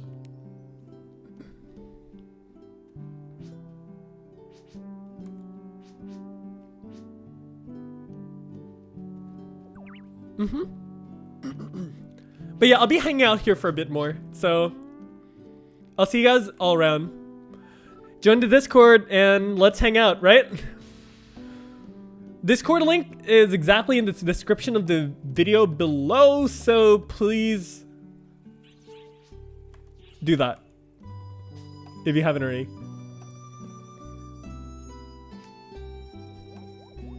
I'll see you guys all there. And for now, I will be ending this stream. Hopefully we'll do another meetup before the year end. So, yep. Once again, everyone, for one of, if not the last time in 2019, don't forget to smile and have a great one, everyone. Take care.